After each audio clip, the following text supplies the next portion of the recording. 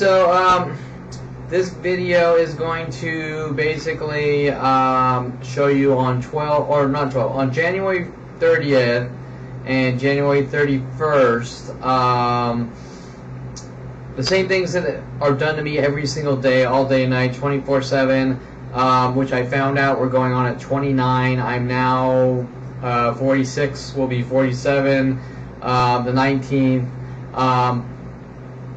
Like usual are happening, but to remove me from society and try to provoke me into reactions to try to make it look like I'm a violent paranoid schizo with endless, never-ending, all day and night, 24/7 attacks worldwide now that literally started 5 years old, which I didn't even realize were going on up until 25 met with Mike Huntley's "We're using the system against you, I've given you enough rope to hang yourself with, you had better live a careful life," walking around the office, dropping papers about making people mentally ill in South Korea, which is very strange, and walking around the office repeatedly, endlessly singing "World of Paranoia, World of Paranoia." And now, of course, I'm supposedly a violent paranoid schizo, according to the LAPD. Obviously, we're using the system against you, him working with the police, my family, the government,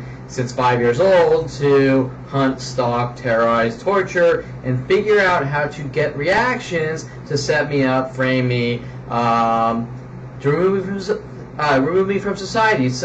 Hence the falsified lead officer Sean Dincy arrests in 2016, claiming that all the things done to me I did to these people when I called the police reporting them to try to cover up their operations.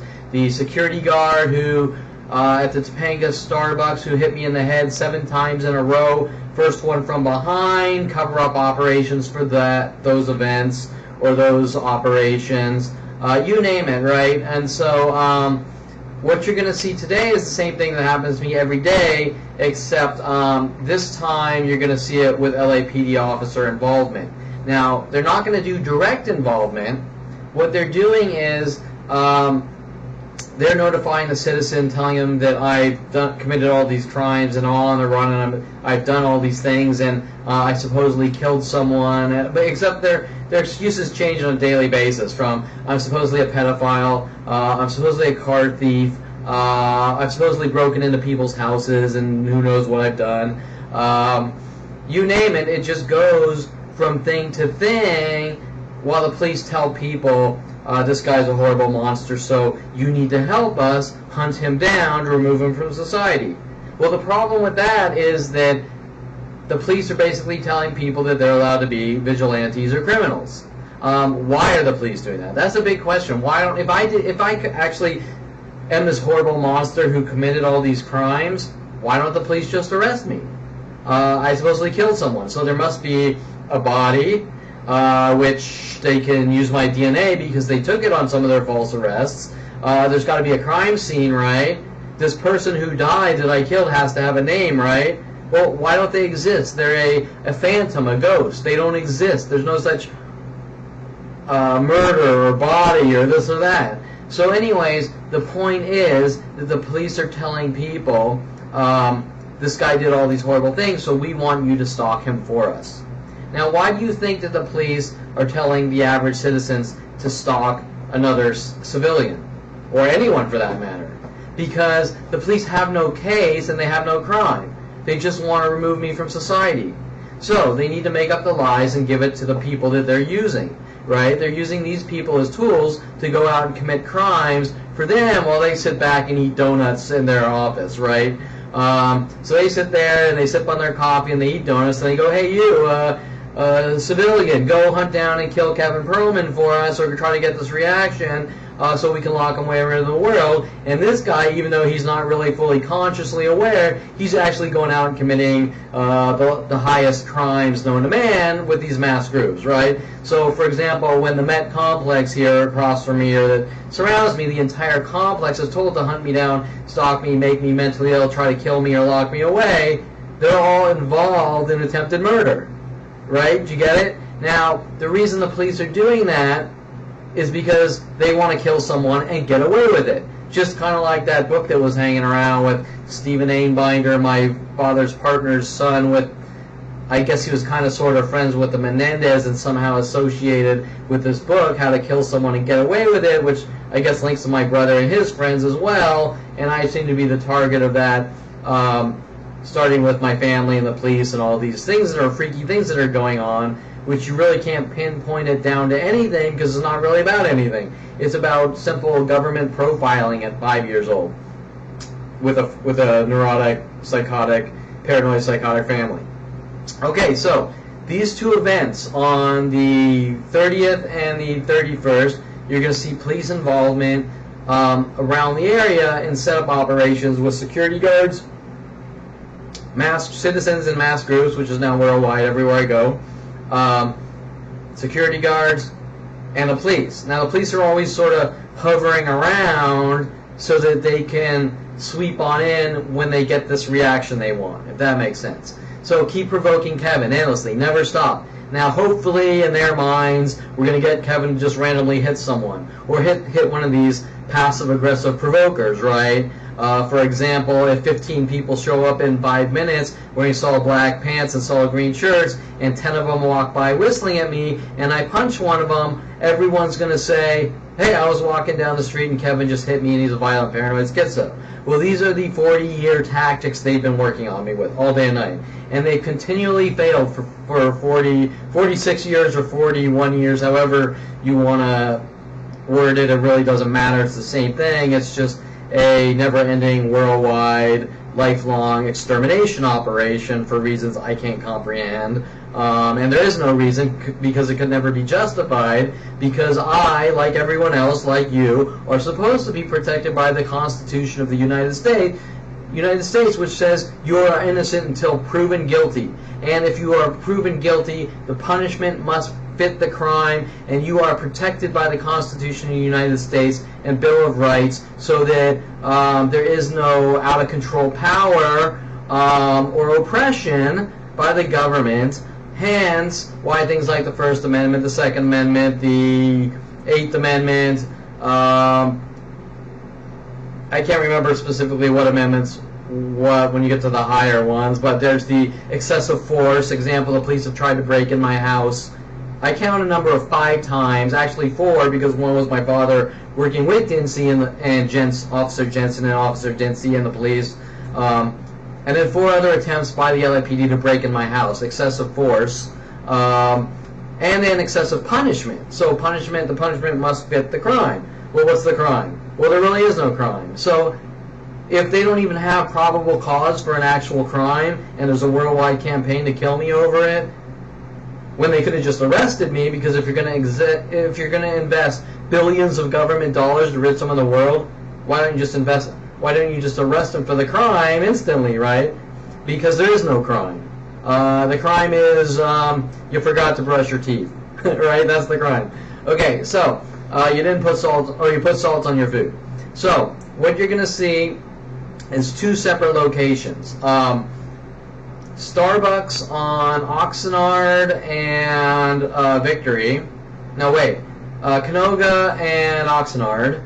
It's a gas station property with a Persian gas station owners. The gas station owners are hanging out with the cops every night, and the cops aren't even working. They're just hanging out. This is all, the only reason they're really hanging out, befriending the Persian group, is because they want to sort of make it look like, hey, we're buddies with the Persian group, and so you do what we say or we kill you type of thing. But I believe they probably kind of became buddy-buddy after they decided to rid me at this location, which is pretty much every location worldwide. But in this particular location, each location works on a whole new angle worldwide. But at this location, almost every night the cops aren't working, they're hanging out with the gas station owner. But needless to say, what you're going to see on this video is the cops instantly showing up within minutes after I arrive, and these mass provokings to try to set me up. And then the next day, or the next night, you're at a completely separate location, Coffee Bean in Gateway Plaza on Ventura Boulevard and Topanga Canyon, who have also been working on me for the last 18 years. Since the very first moment I walked into a coffee shop. You're going to see them working with the police, some ex-model in a pink Corvette, he's supposedly stalking this girl, and on this occasion you're going to see the police actually waiting for me to arrive with other groups, and then people coming afterwards working on me or waiting for me as well. Now remember, they either follow or wait for me in mass groups wherever I go worldwide, and anywhere I go worldwide, some stranger's going to see me and text, oh, this is where Kevin is, and that's provided they're not tracking my cell phone at the moment, right? So you get the idea that no matter where I go, people are going to know me, they're going to wait for me, and more people are going to come afterwards with these mass stalking operations, and you're going to see in these two videos police involvement showing that when I go to the police reporting these crimes, they don't care about the crime. They don't care what is done to me. And this has been since 5 years old. No matter what I do, no matter what I say, no matter how good of a person I am, no matter how much evidence I bring into the police station, no matter how many phone calls on the police station, no matter how many times I ask the cops to come out so I can show them what's going on, they refuse to help me. Now that is strange. There's no reason. It's just happening. Now that's not what they're telling the world. What they're telling the world is he did this and he did that and blah, blah, blah. The same things they were telling the world that Edward Snowden did when he started to come forward, right? While I'm going to keep in mind these edits are going to be really messy because these are high-speed rush jobs for me because I deal with this all day and night, 24/7. But not only that, I have multiple cameras trying to sort of link all the events together, and while I might only visually pick up on maybe 15 harassments in 10 minutes, there might be another 20 harassments on video on other cameras within kind of the surrounding, let's say a 500-foot radius. There's other things going on, like people showing up in the same pairs of twos. Maybe two cars show up, no plates. Maybe two cars show up with the keys, plates, covers. Maybe two people show up in solid black pants and solid gray shirt. In this situation, I think there's about 5 of them, of the gray and blacks. There's 2 red and blacks at the same time. There's 3 or 4 solid blacks, 1 girl honking her horn twice with the alarm key, which is a common tactic. I have literally in one parking lot, I have hundreds in about an hour of people doing that to me, and this is done to me worldwide with the rest of the thousands of these types of terror tactics. You get the idea that this is very hard to sort of splice together from being the target, being the guy who's being hunted by a planet full of people since 5 years old, right? So I'm going to show you on video and try to explain it, even though most of the world knows what's going on. I'm still, getting this on video and getting the proof so that the world understands that when it comes to the police doing their job is not about to protect and serve. Their job is about hunting down people they just don't like, or Jews like me, I'm Jewish, or his kind, as they've sort of said, we don't like his kind with these mass groups of people. And there's my cat. She always wants the attention when I'm videoing. But so you get the idea, and so here it is. Okay, so the first thing as I arrive at the gas station I want you to notice is the pairs of twos. This is a common tactic apparently done to me my whole life. I didn't really realize it was going on until 29, until they finally sort of put me in a hypersensitive state, because normally you're not looking for these types of things. But as I enter the gas station, the first thing you're going to notice on the right are 2 cars forward, both next to each other, no plates. They're not new cars. They just put dealer plate covers on the cars. Some people actually just rip them off, but they just put dealer plate covers on the car. Now, about 100 feet on the right, next to them are 2 cars together backwards in pairs of twos. Now, as I get closer to the Starbucks to pick up a coffee, you'll see two cars backwards. One guy leaves, I think, in a white car, and they're both waiting for me to arrive. Now what they do is they profile where they think I'm going to go, and they all kind of go out to all the locations in mass groups waiting for me to do these psychological warfare tactics. So you're going to see one guy waiting in his car that when I arrive leaves, waiting backwards with his car parked backwards. When I get there, he leaves, and another guy to his right just sitting and waiting in his car backwards.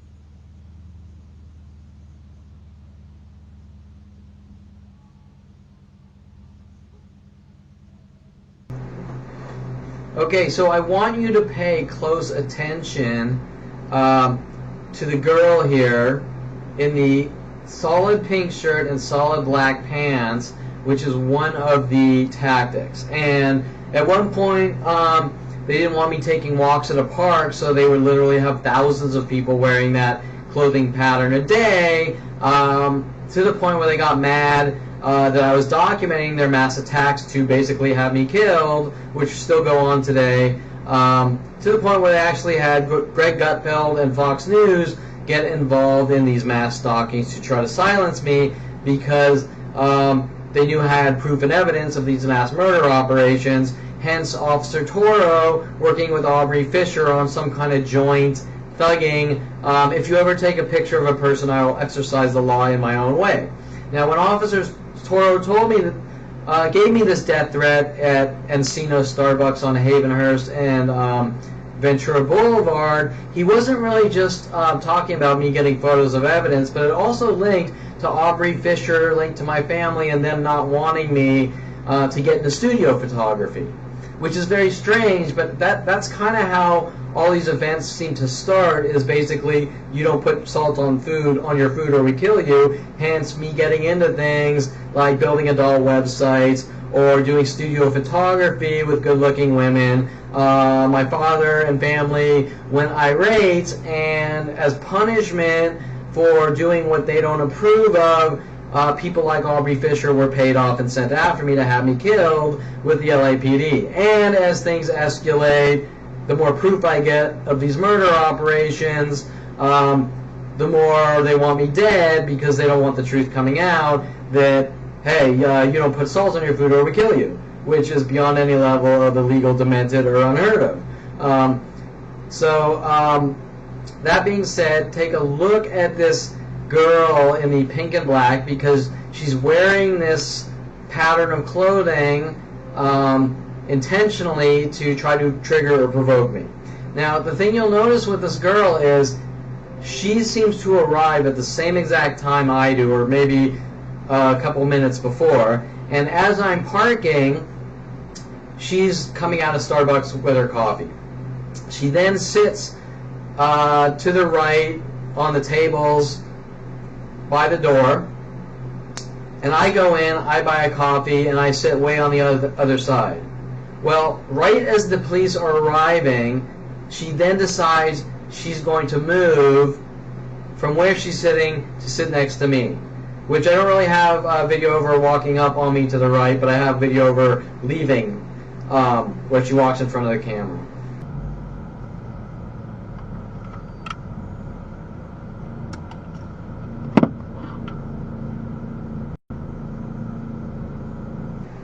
Okay, so also, as I'm arriving, you'll notice this man in the gray and black tactic.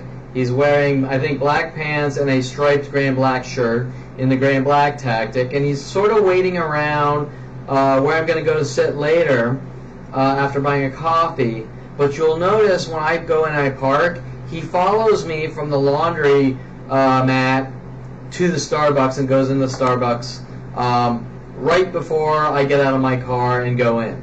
Most likely, one of their tactics is to try to make it look like I'm following people, even though I don't know who the hell this person is. It's a common tactic. For example, when I graduated Calabasas High, I went up to Southern Oregon State College, and so they sent Kelly Hatch after me to follow me up to Southern Oregon State College from Calabasas High, a girl I was never friends with or even spoke to in Calabasas. And she then, with the police, went around telling the world that I was stalking and following her. So this simple coincidence, so I thought, at the age 21, wasn't a coincidence. It was a girl sent after me to cry wolf, the same tactic women and everyone else have been told to do to me since 5 years old. So the point is that when I arrive, you will see this guy in gray and black going from the laundromat to the front door. I then get out of my car, go in, nothing actually happens, but there's a reason he's doing it. Hence, after this, the girl in pink and black following me from where she's sitting, then sitting next to me in hopes that she can get a reaction right as the police are showing up in a setup operation. Now, nothing is actually done. She doesn't say anything. She doesn't do anything, but these constant passive-aggressive provokings. In this instance, this 15 minutes of going to a Starbucks, there was a good 15 to 20 provokings. Nothing ever directly said, never touched, but mass groups showing up with cryptic terror tactics. All police and government extermination operations, the types of operations that nobody wants to talk about, they just label you and try to kill you. It's not based on any type of crime, because if there's a crime, they would arrest you for the crime.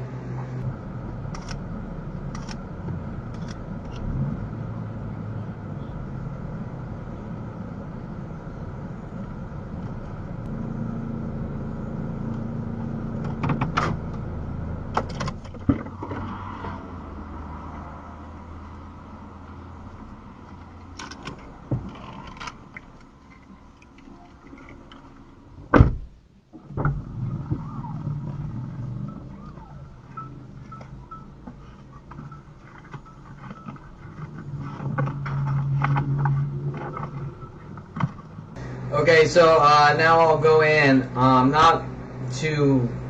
Nothing exciting really happens going in, except for the 2 verbal comments from the employees, which are very subtle, which is the entire point of gang stalking.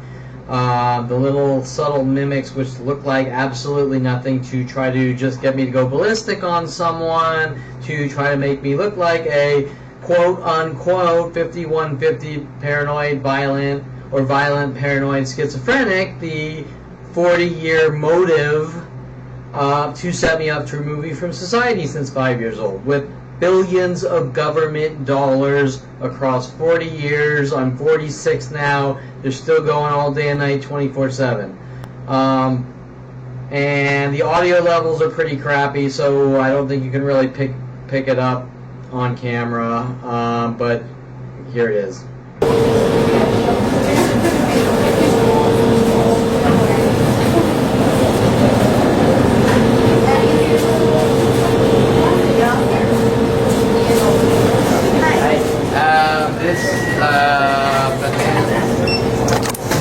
you like a bag? Bag? Yeah, get a bag. Banana ham and cappuccino.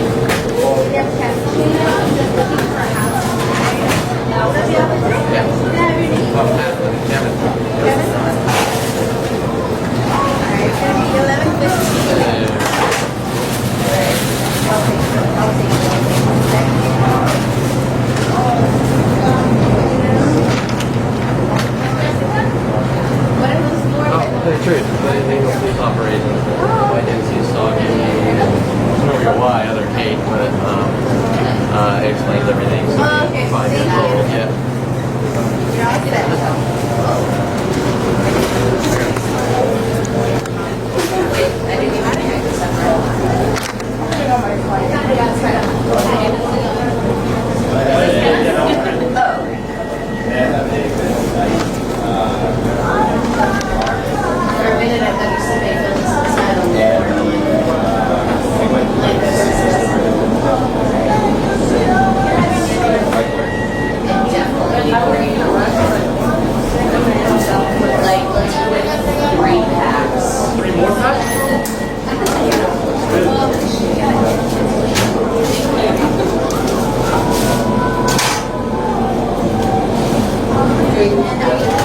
Thank you.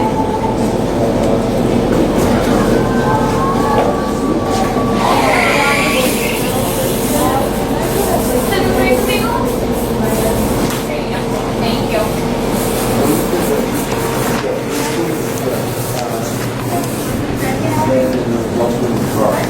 That's what you think. It's good. But can I get any little bit more milk? Well, only because Okay, Monday you're night, right? That was crazy. Yeah. Okay, I was gonna say like that's not true. and then meet you, where are we going to meet you? Oh,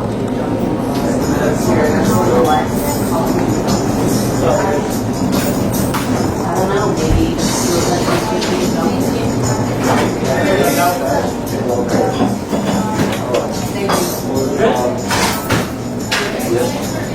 Hybrid. You too.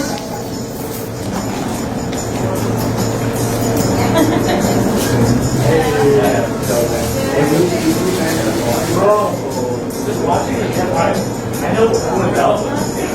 And I heard a lot. yes. We're gonna, a young man that comes home with me, they're going to come to Yeah. Yes. We need to, we need to pick up the brush. Yeah. Indeed.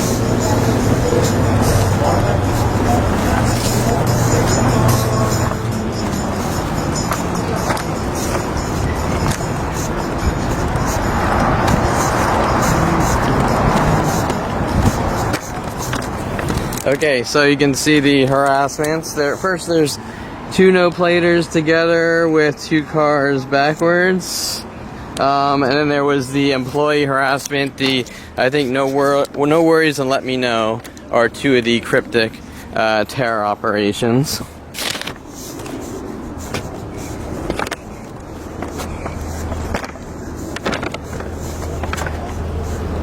Okay, so I mentioned on camera that the two Starbucks employees do verbal mimics.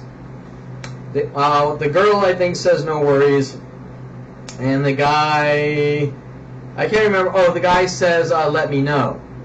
And these tactics are basically done in such a way, they sound normal, right? Yeah, people say no worries and people say let me know. But they're done in such ways that it's in repetition, and usually it's a mimic. So example, the whole no worries thing started because I was in Starbucks on Victory in Canoga, and there's this racist black girl here riling the black community against me, although the black community was riled against me when I was in T1 class and I kissed a black girl, also Sunny Skies Day Camp, and my family and the government for some reason went around telling the world that I'm a white supremacist because I kissed a black girl. Well, that doesn't really make much sense on the surface, but that's what's going on. Hence, the black Starbucks employee who's a racist, reverse racist is the same thing. She doesn't like Jews, she doesn't like my kind. It's the same thing. It all comes to the same thing. Riling up the black community to hunt me and have me killed, but then it moves the Persians and Asians or whatever. And then pedophilia and car thieves and Kitty Bourne. It just goes from thing to thing. But the point is that I walked in at one point and I said, I bought something and there was some dialogue and I said, no worries. Some harmless conversation. Well, after that, person after person sitting by me or walking by me, talking to their friends, says no worries over and over in mass repetition. Hence, me walking in and what seems harmless, no worries, with a mimic, and then the next guy doing the same thing, let me know, which is something I told my mother or said to my mother at 29 within the context of a sentence, and I can't remember what we were talking about. After that, people start saying let me know over and over, right? So my point is that the things they're doing, while they seem invisible, are mimics in mass repetition over and over to try to trigger me into a reaction. Hence, the police instantly showing up even though I didn't do anything wrong, because they're sort of waiting. How can we provoke this guy? How can we set him up? So I'm sort of explaining what I said on camera a little deeper so you can really understand the systematic psychological warfare operations being done to me since 5 years old. They are not going to stop trying to hunt me down, have me killed or rid of the world, because it's been 40 years, it starts at 5 years old, and they don't even have a reason. I mean, what reason could you have? This 5 years old didn't breastfeed correctly, he put a peanut in his ear, I don't know, right? It doesn't make any sense. But if you listen to some of my other videos, I talk about at 4 years old throwing some mud in the street and it hitting a car, and then my family going just crazy ballistic, thinking that that was like the mass crime of the world, like Ted Bundy or something, because some mud hit a car and the guy got mad. Right, with their Kevin's provoking people, and he's the evil devil child, and he's the same kid in the movie The Bad Seed of 1946, which my father actually went out and bought a dog and named the dog Rhoda, after the character Rhoda in the movie The Bad Seed, at the same time pretending that it was because it was a Rhodesian Ridgeback, linking in all sorts of things with Kelly Hatchett. Okay, so at this point, after I buy the coffee, I go and I sit down at an area totally away from the Starbucks, but on the gas station property, like a little table with an awning. And the person in gray and black, which kind of followed me in. He followed me in, but he got there before I walked indoors, if I was following him, right? He's kind of out back sitting at the table that I was sitting at the time before. Now maybe he went in to use the bathroom or something, but it's kind of strange because you will notice that lots of people with black pants and gray shirts are walking around and showing up. Some are randomly showing up, told to go to the locations I go, and other ones are strategically following me. There's not too many on video in this incident because I'm only there for about a total of 15 minutes. I think there's about 5 or something though, which is still out of the norm. And then you can see a couple of them walking by. So that's the gray and black pattern, and they ramp those up, especially at coffee shops. Solid black pants, solid gray shirts. And this guy is wearing solid black pants and a gray and black striped shirt.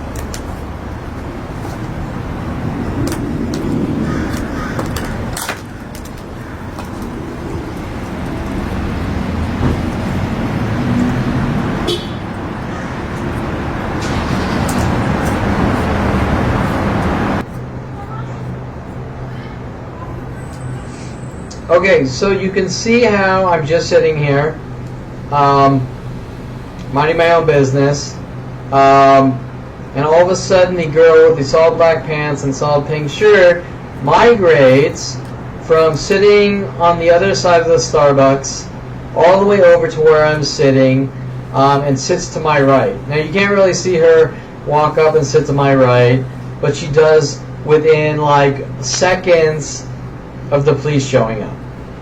Okay, the reason she did that is in hopes that I would look at the girl wearing the pink and black, which they had for years, thousands of people in pink and black, mostly girls, but some guys wearing pink pants, which made it even more obvious because most guys don't like to wear pink.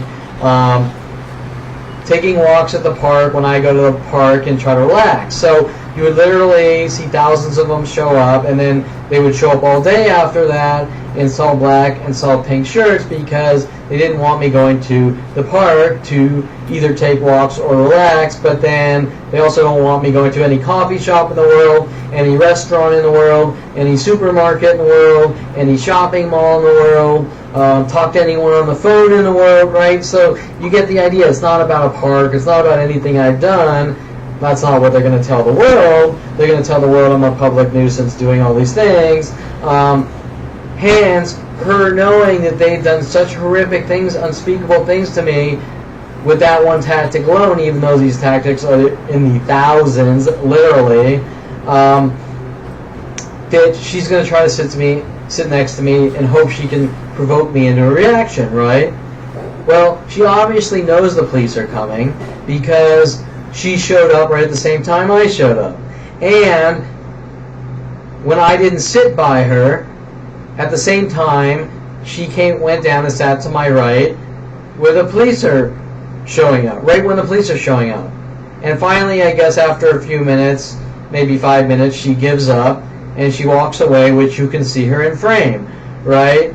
And I think she even does like something like that as she's walking away, which is one of the tactics. I literally have video in 40 minutes of a coffee bean in Chatsworth, Devonshire. Something like 50 people in 40 minutes walked by and went like this, guys, girls, you name it.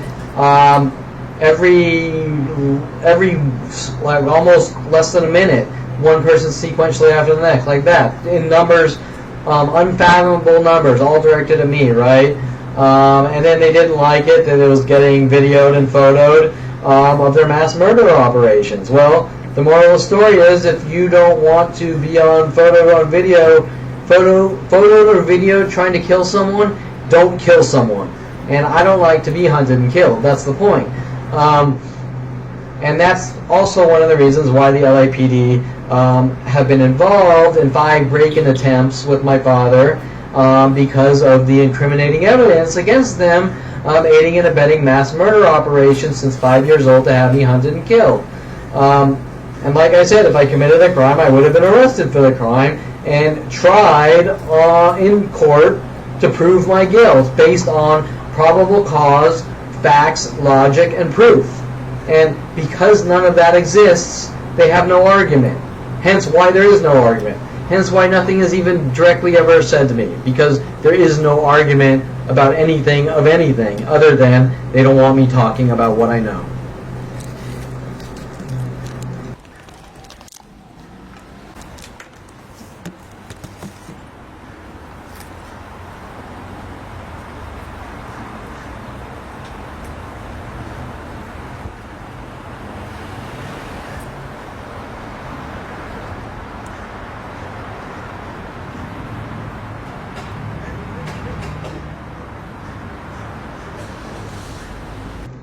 I find this one pretty interesting. As the police officer arrives and he gets out of his car and walks into the gas station or mini mart, he salutes to what appears to be the Persian employee that owns it or works there. And that's interesting because earlier I kind of talk about how they hang out there. And they're friends, and it's not about right and wrong or crime. It's some kind of police social environment where the police hang out every night, and they don't do their job, and they don't care about right or wrong or crime, and they're all kind of hunting and stalking me, which is even stranger, to the point where one of those Persians actually tried to stop them. One of the days I was supposed to show up to court and go on the stand, my tire went flat within the 5 minutes I was there, and when the tow truck driver came, one of the Persian guys came out with a metal object in his hand, threatening the tow truck driver and telling him he wasn't allowed to tow my car, right? So anyways, as if nothing strange is going on, right? Topanga LAPD didn't want any of that video, which I have videoing the guy,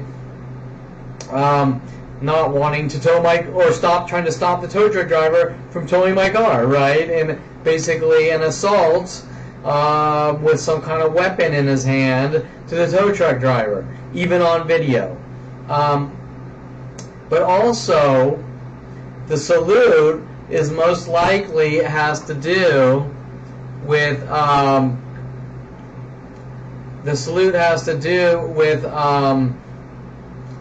me saluting Mike Huntley in the office, being sarcastic and joking around with him before I knew that Mike Huntley was actually sent after me since 14 years old to hunt me and kill me. We were all just kind of joking around the office, and I went like this and that. And after that, there was some big ordeal how I think I'm a schizo who thinks I'm in the military, and this and that, based off me just being a person in an office with another person, showing how the disinformation and slander and libel and propaganda is getting out to the world. Mike Huntley also claiming I tried to choke and kill him.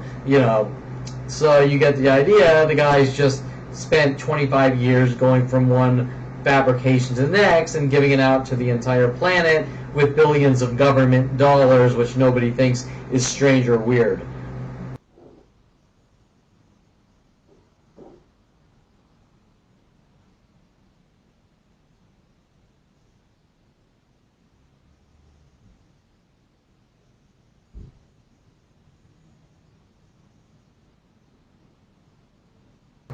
Now, as I'm sitting here sort of trying to relax at Starbucks, and one of the many endless death threats, and this was a Twitter subtweet death threat somewhere like in Europe or who knows, basically somewhere around the world, showing that all these events are instant and connected across internet-based terror and murder tools, government-built murder tools that were introduced to me in 1994, with my brother calling me up on the phone wanting to introduce me to the internet, playing both sides of the fence, that I'm your brother but I want you dead. Of course, that's not what he's going to say.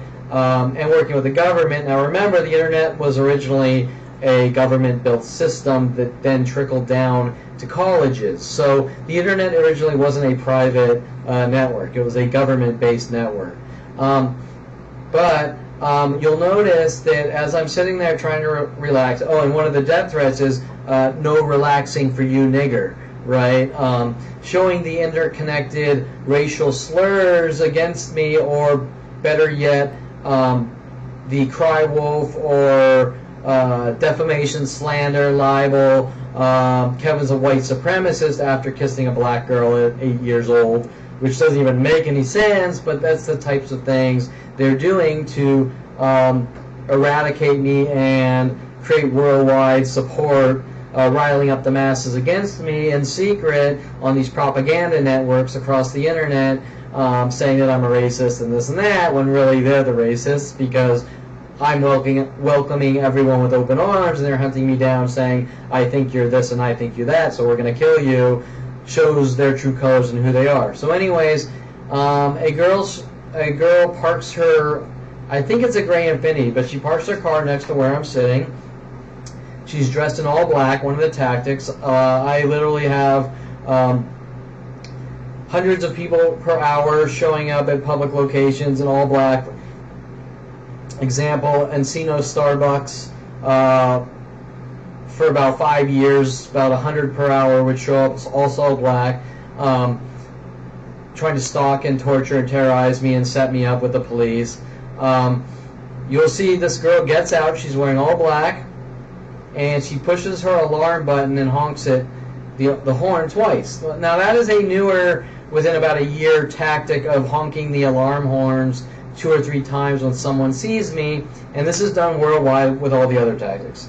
So for example, I accidentally pushed my alarm button more than once about a year ago, and instantly, within about 1 week's time, everywhere I went worldwide, people would see me and push their alarm button 2 or 3 times, still going on today. I have audio recordings in the parking lot in Victory and Canoga in the shopping center. I was there for a couple hours. I literally have hundreds of recordings. Everywhere I walk, any person that saw me push their alarm button 2 or 3 times. I drive down to Las Vegas, wherever it's done to me. Point is, these murder operations, these murder tactics, are done instantly across the internet. So she gets out of her car, she honks the horn twice. I have tons of other video of other people doing this at different locations. And then she goes into Starbucks or wherever. And then she comes out and leaves. and at the same time that the police arrive, right? Okay, what do you think they're trying to do? Now remember, the police are here, and the police's job is to protect and serve, but in the hundreds of police stations I've gone in with video evidence and photos, and in their local areas, they've lied to me each and every location, saying that it's okay for people to get together and mentally abuse someone to death.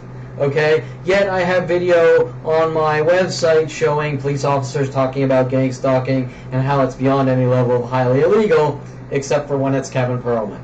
Isn't that interesting? Okay, so the police are at a crime scene, but they don't care if I'm hunted and killed.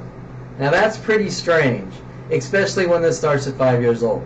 So you can pretty much derive through deductive reasoning or common sense that the police are telling the people to do it based on how many police reports I filed and the police lying to my face each and every time, saying nothing's going on and that I'm a violent paranoid schizo. Then with arrests with Sean Dinsey, who has flat out admitted that he's seen my website and says nothing is going on, even though it's undisputable what is going on.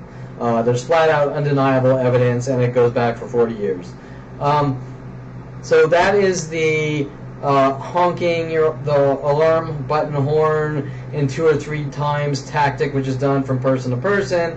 Once again, if we were to put a count on the amount of things going on in this 15 minutes, there's probably a good, I'd say maybe 20, 25 things in 15 minutes.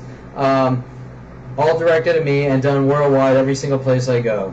Oh, and you'll also notice that after this girl arrives in all black, there's about maybe 5 other people showing up in all black as well, in the all black tactic.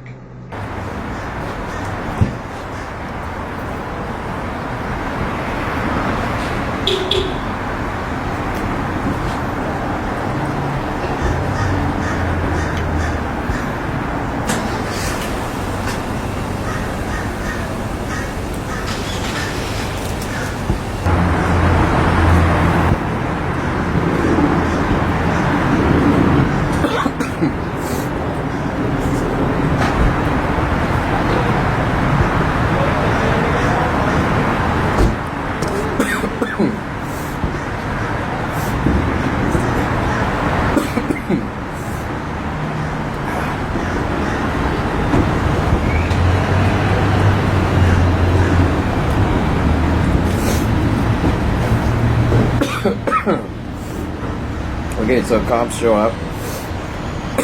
You'll notice right around the same time someone honks their horn twice.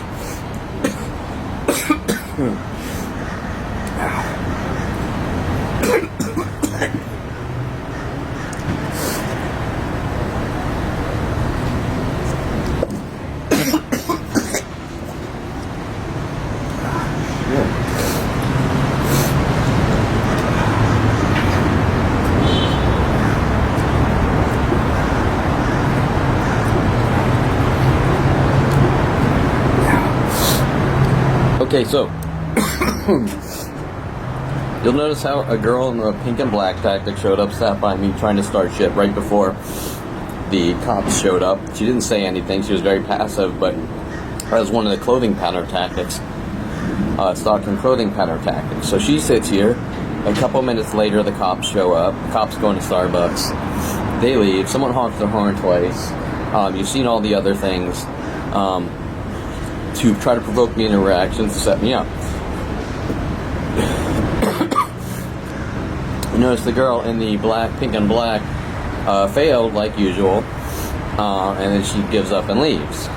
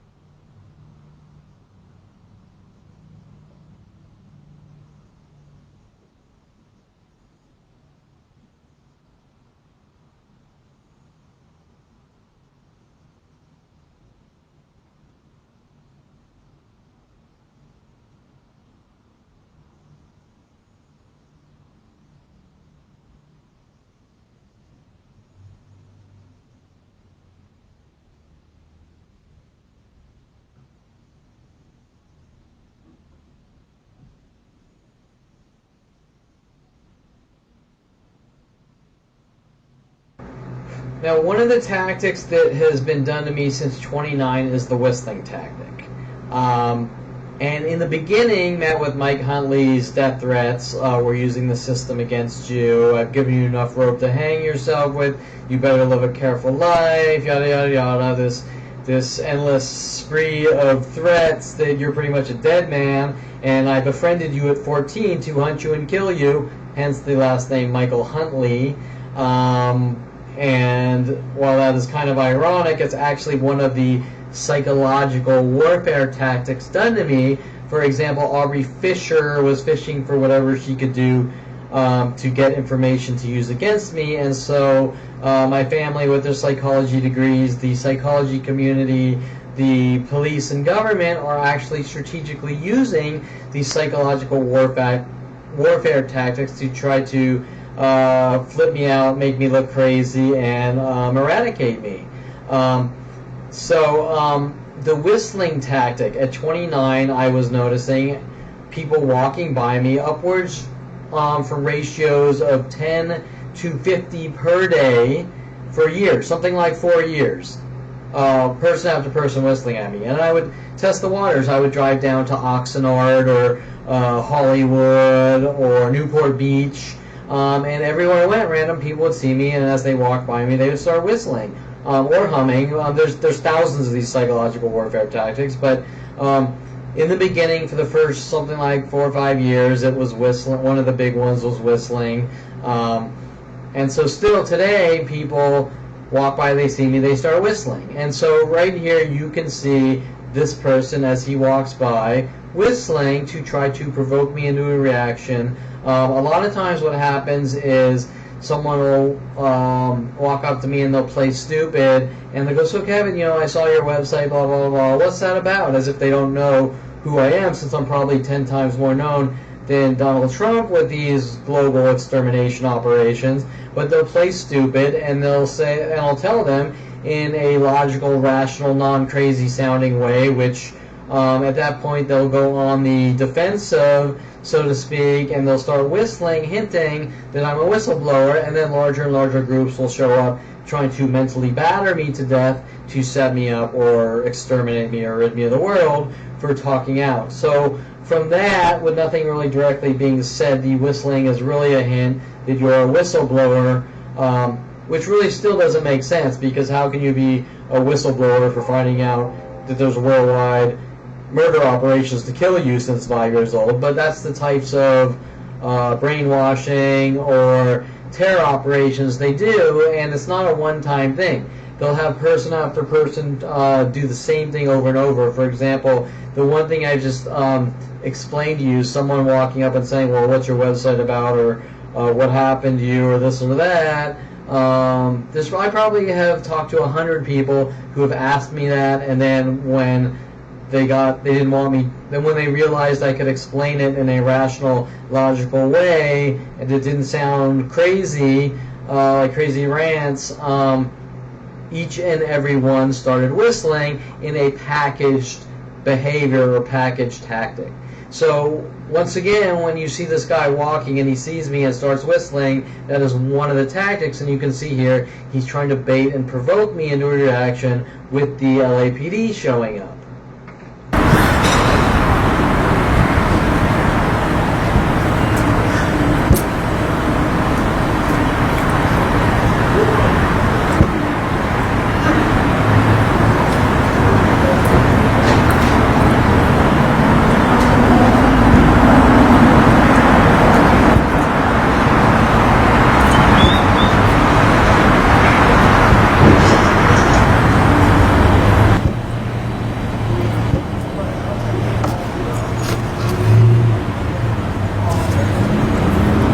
You'll notice the person who walked by just whistled at me, one of the whistling tactics.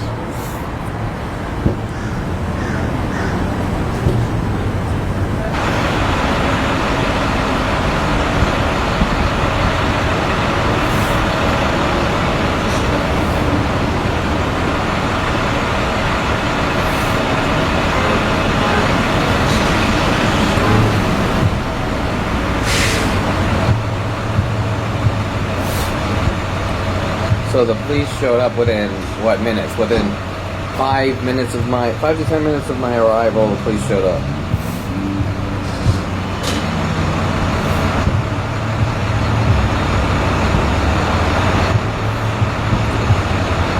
Now, also on video, you saw the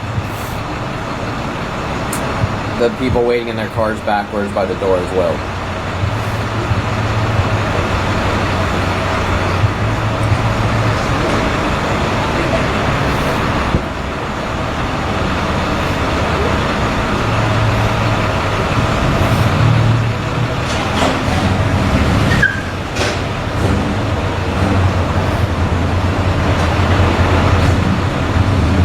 Okay, so now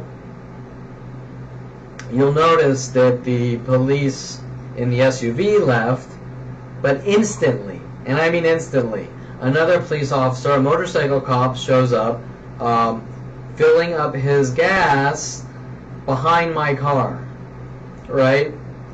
And he's not there very long. He just pulls up to a pump, fills up his bike with gas, and then leaves. And as he's leaving, a bicyclist rides by and goes into the mini mart. Now, on their two tactics, I can't tell you how related the bicycler is to the motorcycle cop, but most likely, from what you're seeing, it was also strategically planned, but that was a little more hard to prove, based on the situation, based on the fact that it's not large groups, right? If I see 5 people in all black show up, it's obvious. If I see the cars in twos with the 2 plates and the 2 no-platers and the 2 backwards, and then the next 2 backwards and the next 2 no-platers and this and that, those are obvious, right? They're easily provable. But the bike, although I have seen other things with bicyclists, bicyclers, whatever, in front of my house. For example, I might be relaxing outside in front of my house, and the streets will go from completely bare to like 10 bicyclers within 5 minutes, right? All strategically planned. But still, what you need to focus is on the 2 police cars, right? The first SUV, in hopes he can set me up with these people, and then the second motorcycle cop, which leaves instantly afterwards.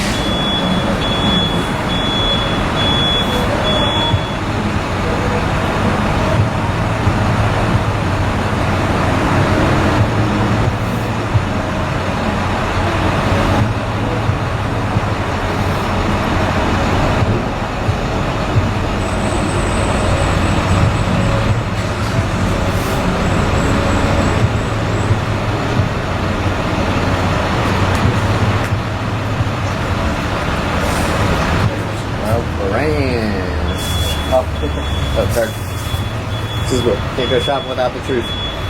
That's the truth. Can you go shopping without the truth? Yeah. You'll see. Officer didn't see LAPD 40-year stalking operation that had me killed with now worldwide support. The latest update is some video footage of 3 break-in attempts in my house. 2 by the LAPD this month, trying to break in my house on security camera to get any incriminating evidence against them, which I have tons and tons of incriminating evidence. You'll see. All right, I'll check it out.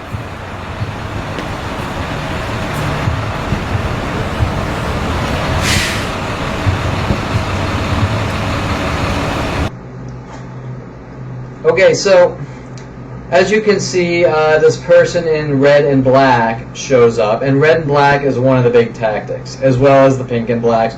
And there's all sorts of pattern clothing tactics. So there's the gray and blacks, there's the black pants pink shirt, the black pants yellow shirt, there's the black pants green shirt, black pants blue shirt, and a big one, black pants red shirt. And you're saying, well, Kevin, that's a damn lot of colors. Now you're spewing off every color. Well, I am, but that's not the color you really need to focus on. It's the amount of people that show up at once in the same exact clothing. For example, if you see one girl, in this case I think there's only 1 or 2 pink and blacks, but if you see one girl in solid black pants and a solid blank shirt, it's probably just someone in wearing pink and black. But if you're sitting somewhere and in 10 minutes 15 people show up with solid black pants and a solid pink shirts, then something strange is going on. And so what happens is I might go to a coffee shop and you'll see in 10 minutes maybe 5 people show up in black pants, red shirts, and then all of a sudden maybe you'll see 8 people show up after that in solid black pants and solid green shirts, and it'll just keep going on forever. And when you first see it, you're like, this can't be happening. Except I'm the only one who's out of the loop. So it is happening, which is freakier than shit, but it's happening, and there's no actual reason or justification for it. Maybe the people think what they're told is true, still wouldn't justify it, because that's why we have judicial systems. But that's what's going on. So this guy shows up, and you'll see, in the solid black pants, solid red shirt, and I hand him a card, and he plays stupid like everyone else. What's this? As if he doesn't know who I am or what's going on or what my website talks about. Trying to sort of leverage themselves over me based on control, and you do what we say. But then, and not on this camera that I have on me, but on my car camera, at the very same time a person is walking in or leaving Starbucks through the front door in solid black pants and a solid red shirt in 2s. And without writing down and documenting what's on the video footage, I think that happens about 4 times groups of 2s come in the same colors at the same exact time. Just like you see with the cars. 2 no-platers, 2 backwards together, another 2 backwards together, and of course as I leave there's another new set of 2 no-platers which arrive.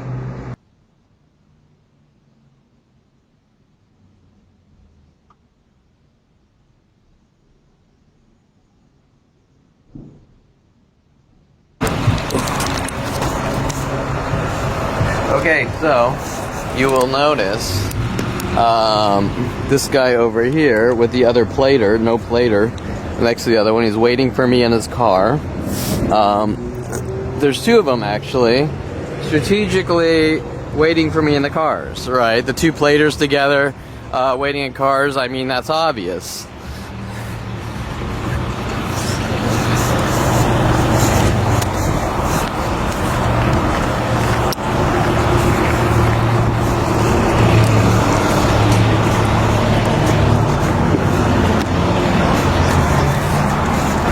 As I'm leaving, there are now a new set of cars with no plates by the Starbucks. So before, as I was arriving, there were 2 no-platers in the right corner, And then there were the two backwards, and then the two more backwards waiting by the Starbucks with people waiting in cars. And of course there were some people waiting in the other cars kind of watching me and probably texting to these mass groups, this is where he is, this is what he's doing. But then as I leave, you'll notice two more no-platers that weren't there pulled up, one right next to the other.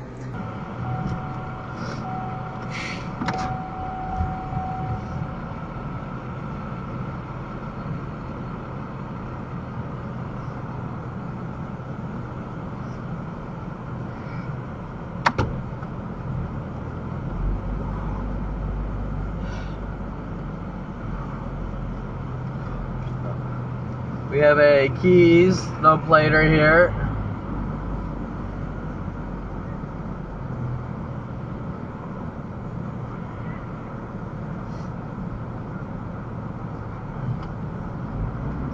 Parking mode off. Showing the mass levels of strategic planning, the internet-based tools, let me rephrase that, the internet-based murder tools built around me starting in 1994 when my brother called me up on the phone saying, Kevin, I got to show you this internet thing, to try to cover up his crimes of such things like trying to bash my friend Gregoire's skull in with a crowbar when I was 16 because my brother's girlfriend, Jen Yang, cheated on him while he was off at University of Colorado and started dating Greg and broke up with my brother, and my brother couldn't deal with the fact that his girlfriend from a long-distance relationship broke up with him.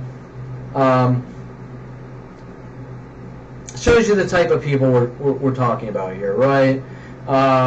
People break up, people date different women, people date women until it works out. But yet my brother breaks up with a woman, he tries to kill my friend, and then threatens my life that he and his friends are going to put me in a mental institution.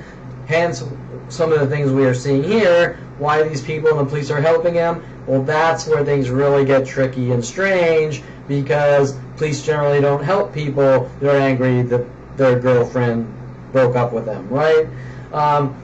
You get the idea. This isn't really about an ex-girlfriend that broke up with my brother or me stopping him from bashing Gregoire's head in with a crowbar. These are government operations with the psychology community to kill and eradicate, and they start at 5 years old. So this is why you're seeing what you're seeing, and this is why no explanation that they get satisfies them, because if you decide to kill a 5-year-old with billions of government dollars and you work on him for 40 years, it's not really about anything but I don't like you, or I don't like your kind, which they've thrown in my face over and over. What is my kind? Well, I don't know what their little overactive imaginations are saying my kind is, but my kind is like you and everyone else. I'm just not allowed to have the life you and everyone else have because they started in on me at 5 years old. Your kind needs to die. And well, last I checked, I have 2 arms and 2 legs, and I'm not. I don't have like 6 arms, and I'm sucking the blood out of your brain and your spinal fluid, killing you to eat or anything, right? So I don't know what that means, other than some lame excuse like the rest of them to kill someone that they just don't like or approve of. Well, last I checked, I've never heard of anyone needing anyone's approval to stay breathing. So anyways, that's kind of it. As you can see, I'm leaving. There's still exponentially larger and larger groups are showing up. And as you can see, I was only there for about 15 minutes, tops. Well, let me tell you, if I'm there for an hour, I'm there for 2 hours, 3 hours, 4 hours, 5 hours. I pull out my laptop, try to get work done. That 25 people, let's say, will go to 100 per hour, will go to 400 per hour, will go to 1,000 per hour, and it'll just grow larger and larger murder groups, and it will never stop. And that's why this starts at 5 years old and has grown exponentially worldwide, is because for some strange reason, nobody sees this is wrong. I can't imagine what the psychology community and the police are saying to turn these people into vigilantes to commit every crime known to man on the largest crime in history against one man. There is no crime that's ever been committed larger than this. Showing that this is something that needs to go into history books. This is like a billion times bigger than what, well, I want to say it's a billion times bigger than what Adolf Hitler did, but it's different. For example, Adolf Hitler was involved in mass genocide, and this is actually the opposite. This is a planet full of people trying to kill one person.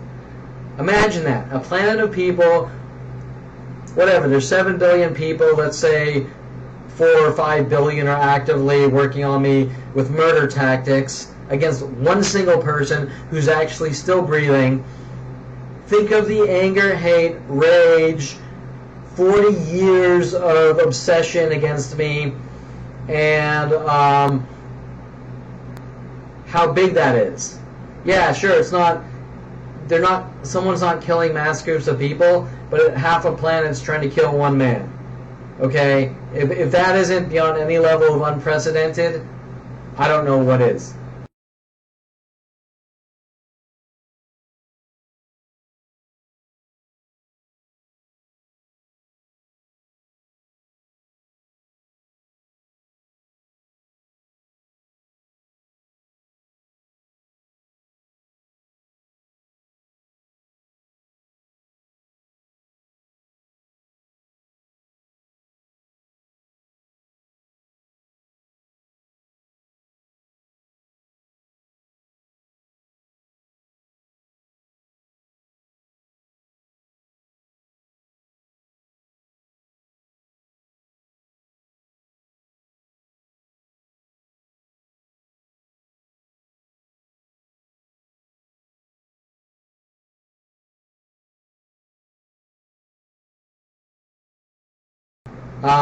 So anyways, on that note,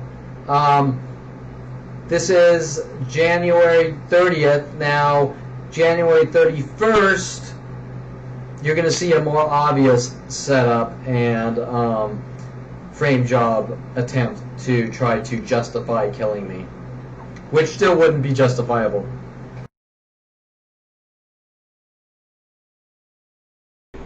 Okay, so now I'm on my way the next day to the Coffee Bean on Topanga and Ventura, where I've had 17 years of harassments just like this one from the very first moment I've ever stepped in a coffee shop. Now remember, I don't know any of these people, but the behavior you're going to see from these people have been done to me all day and night, 24/7, since 5 years old, on a more subtle level. And when I say that, I mean that nothing was really ever directly said to me. Instead, it was disseminated worldwide through propaganda, government-built propaganda systems with family and the people I thought were my friends, things like that, behind my back, so that I couldn't really defend myself.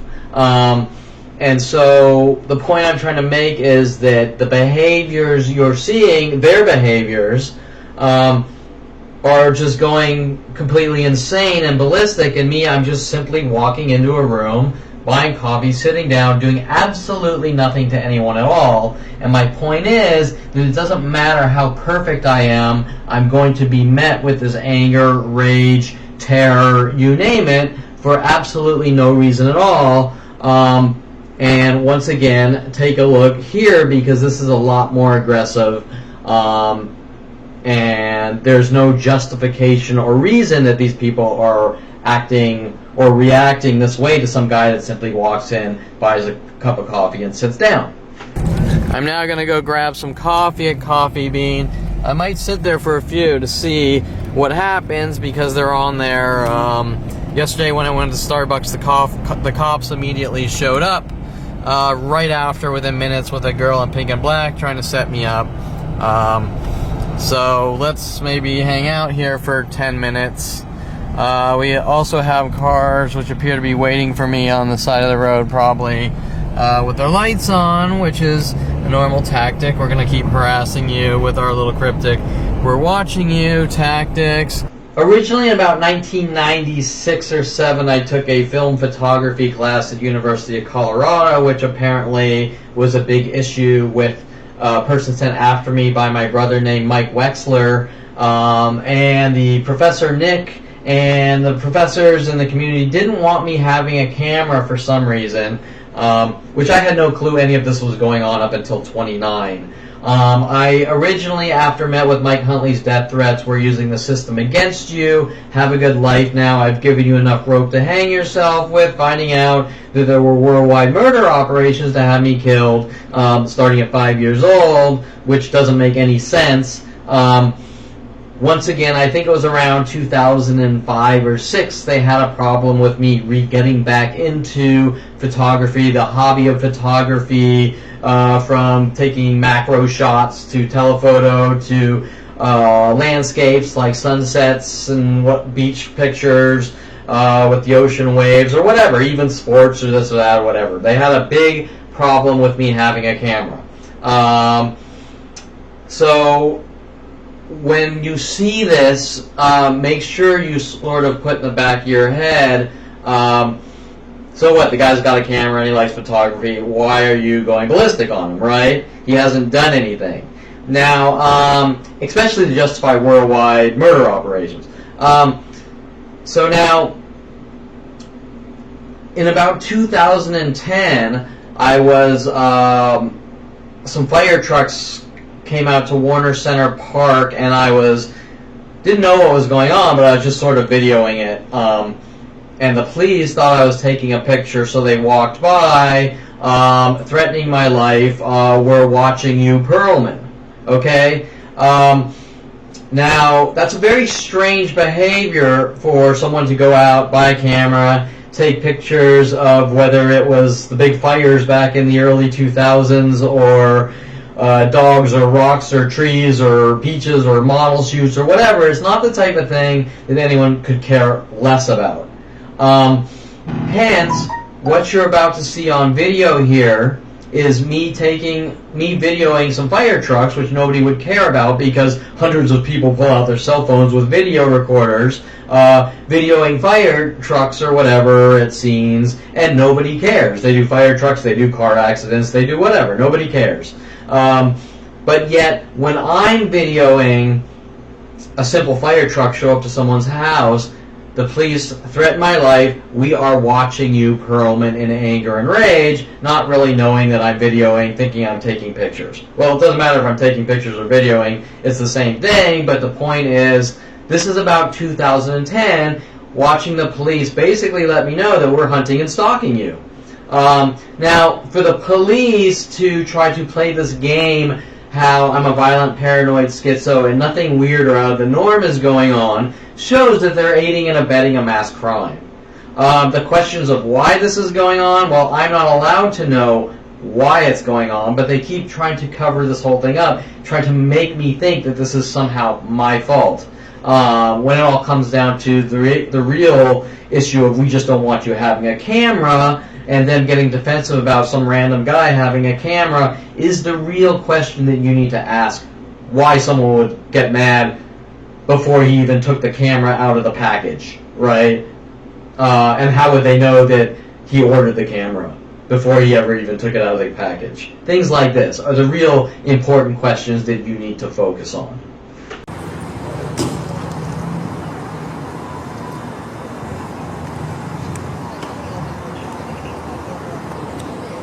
What is it?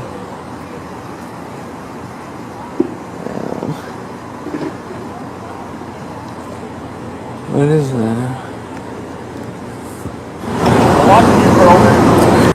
Now, after finding out this was going on, and getting my website online around, I'm guessing 2010, 2011, because I realized they just weren't ever going to stop hunting me.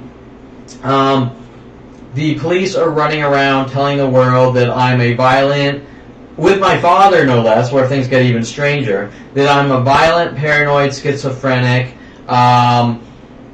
who has committed all these crimes that don't exist, or if any crime exists, it's things that have been done to me. My father, so much so that my father was paying off people like Victoria Walker to give me toy guns for my 30th birthday so that my father could run around with the LAPD saying that I'm a violent paranoid schizo.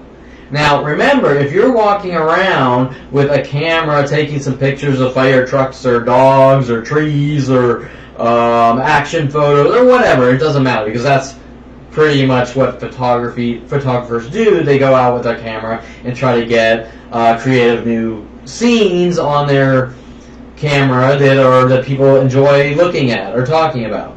So you're walking around with a camera and the police basically go, hey, we're watching you. But wait, isn't that something that's sort of going to put you on the defensive or an alert, like something strange is going on? The police don't generally threaten you for walking out, grabbing a camera, and trying to take some pictures, right? So that being said, and with the police denying everything that's ever gone on in my life, the hundreds of police reports filed of all these things being done to me, completely ignoring them like nothing out of the norm is going on, yet they're mad at me for taking some cheeseball video of a fire truck that maybe something cool is going to happen from or whatever, right? You get the idea that this isn't about me having a camera. It's about them not wanting me to have anything in these mass groups that are going ballistic, trying to make me look crazy or like a violent paranoid schizo on the back of a film plane. Or today's age, it's a digital sensor. But you get the point, that this isn't about me having a camera or who I am or me being a bad person. It's about what I know. As we enter here, you're going to see cars backwards in pairs of twos, backwards, directed at me. Oh, we actually have a police officer waiting this time, right here, and he's backwards, right? So that's interesting. So let's see what he does, because once again, we don't want you going to coffee shops.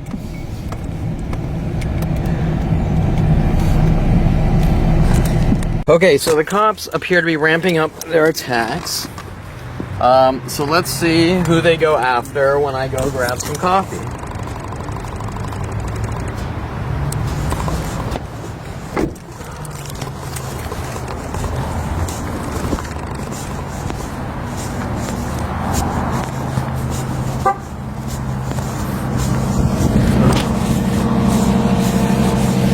And he's sitting with his lights on.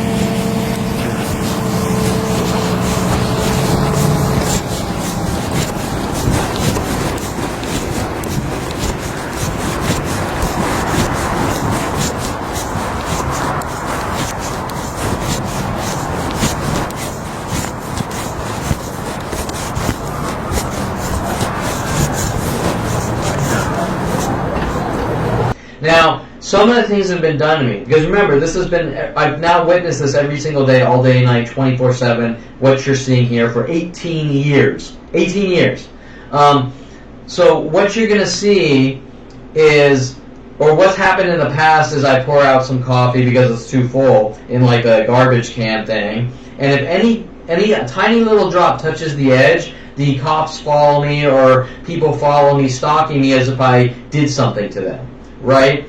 With this Adolf Hitler Nazi type of personality, you had better be a perfect person or we'll kill you. Well, some of Mike Huntley's death threats were, you had better live a careful life. Okay? So what is it they're trying to do? Well, they're trying to ratchet down more and more until something really bad happens and they can lock me away in a jail cell, a mental institution, or kill me, rid me of the world, no matter what it takes, in such a way that they keep telling me I'm a bad person, while they ratchet down more and more with mass groups attacking me and mentally battering me to death until I'm dead and gone, and then they keep saying, well, it's your fault because you're a bad person. But nowhere in this equation can they actually tell me why I'm a bad person, because they don't have a legitimate argument. On no level ever have they ever had a truthful, honest, legitimate argument. It keeps jumping from thing to thing on a daily basis, but these things are basically, you farted wrong, you blinked wrong, you burped wrong. These are some of the more aggressive tactics, trying to make it look like I'm doing something to women, except when you see this video, there's absolutely nothing that I've done at all but simply walk into a coffee shop, buy a coffee, wait there for 10 minutes, and leave. And so what you need to realize is that when these lies are fabricated, that I'm a pedophile, I'm into kiddie porn, I've raped women, I'm a car thief, I'm hacking into people's computers trying to make them mentally ill, I'm trying to explode women by provoking them with passive-aggressive tactics, all of these things that were never said to me directly were given out to the entire planet in their so-called, what they call their laundry lists. Okay? So that is highly illegal. These are civil crimes. Defamation, slander, libel, the types of things that destroy someone's life and are actually crimes that people are normally held accountable for, because you're not allowed to go to news organizations and say, oh, see that guy over there, he's a pedophile, and blast that on the news. If it's not true, they destroy your life, and they're normally held accountable for damages. That's the term, damages in law.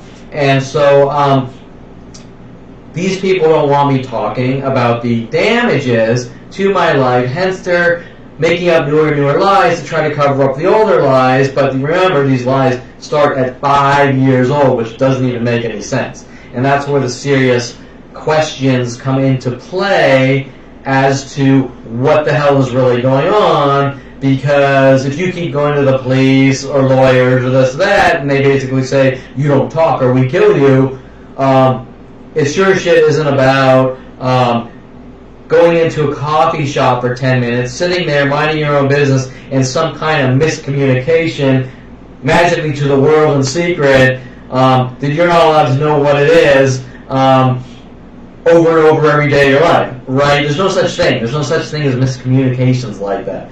There's miscommunications in every single one of our conversations with people we know, or not every one, but a good amount, and people don't sit there and, oh, there's a miscommunication, so I'm going to hunt you down and kill you. That's not how life works. Life generally works is if you keep if someone doesn't understand you, they just don't talk to you and don't want to be around you. Okay, so when I enter, you can't really hear it on the audio from this camera, but when I enter, I'm like usual, like I am with everyone and have been my entire life. Very polite to this person, even though I know he's going to lash out in anger and rage at me because of what I know. I believe the first thing he says when I walk in is, how's it going? And while that is a perfectly normal statement, there's a reason why they lash out in anger, saying how's it going to me over and over in repetition, is because at a coffee bean in Victory and Tampa, like an island coffee bean, I was trying to be nice and polite. This was around when this was about 15 years ago or something. I was trying to be nice and polite to one of these stalkers who was told to hunt me by the police, employees at Starbucks, or employee at Coffee Bean, and I said, hi, how's it going? Right? Now, normally, most people will say, oh, yeah, pretty good, or shitty, or whatever. But in this case, that guy was using it as leverage, like I had somehow wronged him. Now keep in mind, this isn't someone that I was close with or friends with. I see him now and then at the coffee shop and sort of try to be friendly. Like, hi, how's it going? Not trying to be his friend, not trying to go out on a date with him, not trying to schmooze him over. Just a simple, normal human. Hey, I see you from time to time. How's it going? How are you? Whatever. Now, from there, the entire planet in the so-called laundry list of things to batter me to death until I'm dead and gone, they somehow put it in there that he somehow did something to me by saying, how's it going? Just like my father is hunting me down because I bought him a watch for one of his birthdays, and my father thinks that buying you a watch for your birthday is a crime. I mean, the guy is shitbird nuts, right? He's fucking just completely out there, just insane.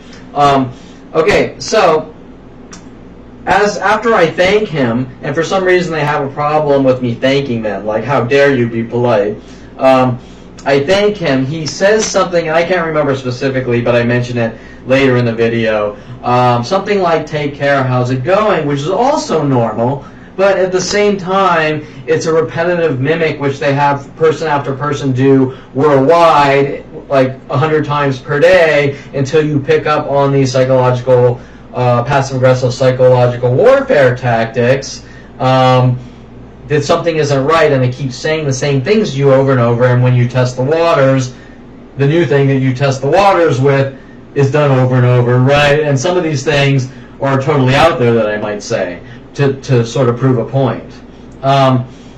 So after I pay him, I get the coffee, I thank him, he starts in with the passive-aggressive provokings. I don't react, and I simply go to fill up my cream and sugar or whatever. And remember, the girl is watching, the employee is watching, like, if you screw up, even though we're provoking you over and over, we're going to come after you with the police and government and every resource known to man across the planet and billions of dollars, which doesn't make any sense.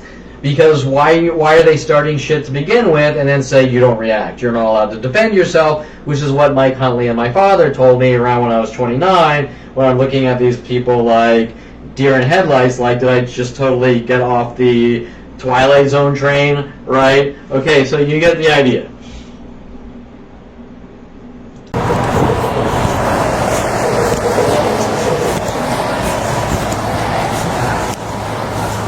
Hey, get a cheese Danish and a coffee.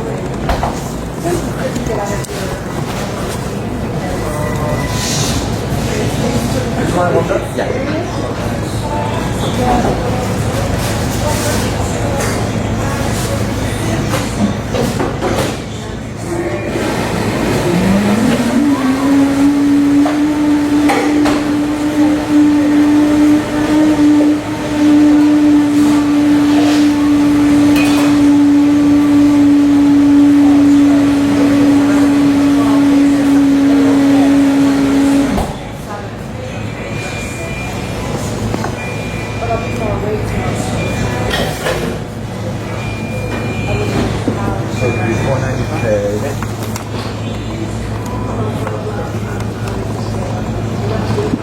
May have gone through. There should be a problem.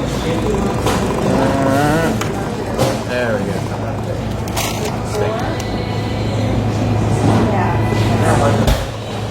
Oh, I think I did it better. Yeah, that's the sound. Okay, fruit. Oh, get the receipt too.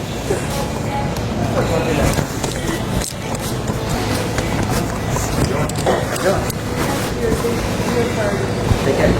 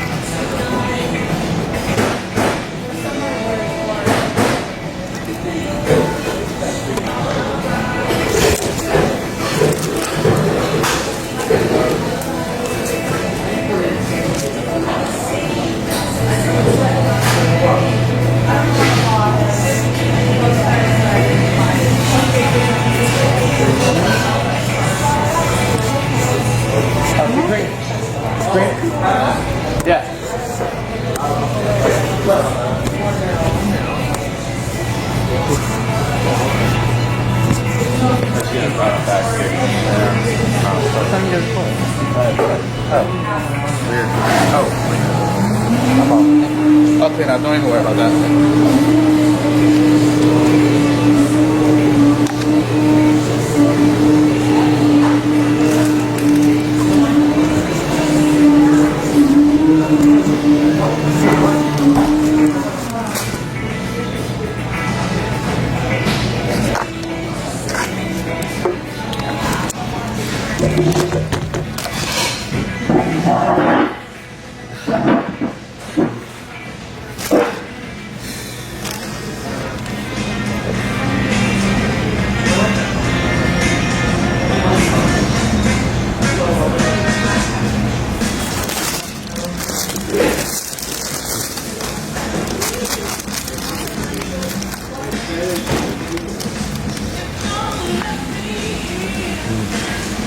Okay, so now I get my coffee and I simply sit down and I make sure that I point my camera away from any person because I want to prove a point. And the point is that I already know that they're going to say I'm somehow abusing people with my camera and doing this and doing that. So I intentionally point my camera away. And I did this years ago at Coffee Bean on Victory in Tampa, and what they were doing was having people strategically sit in front of the camera no matter what direction it was pointed, right? I would turn it this way, people would move here. I would turn it this way towards the street, and people would try to sort of sit and get their chairs in front of the camera, and they go, look what he's doing to us. He's harassing us. He's abusing us. He won't leave us alone, right? This constant setup or frame job or keep crying wolf, so to speak, right? No matter how good of a person you are, they just keep sort of trying to frame you over and over and on a daily basis. So I sit here for 10 minutes. I make sure the camera is not pointed at anyone, and I'm not going to make you watch the 10 minutes of the camera doing nothing. So just realize that about 10 minutes are going by, and now I'm leaving.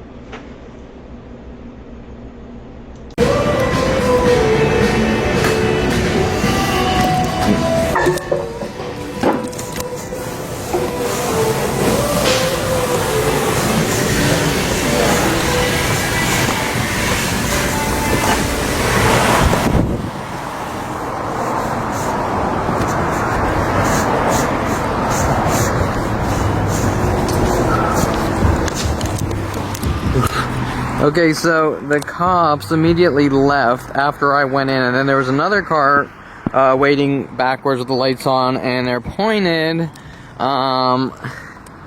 towards this pink car here, which is like an porn star type of, I don't know what she is, like she's like some kind of Where is she? Who?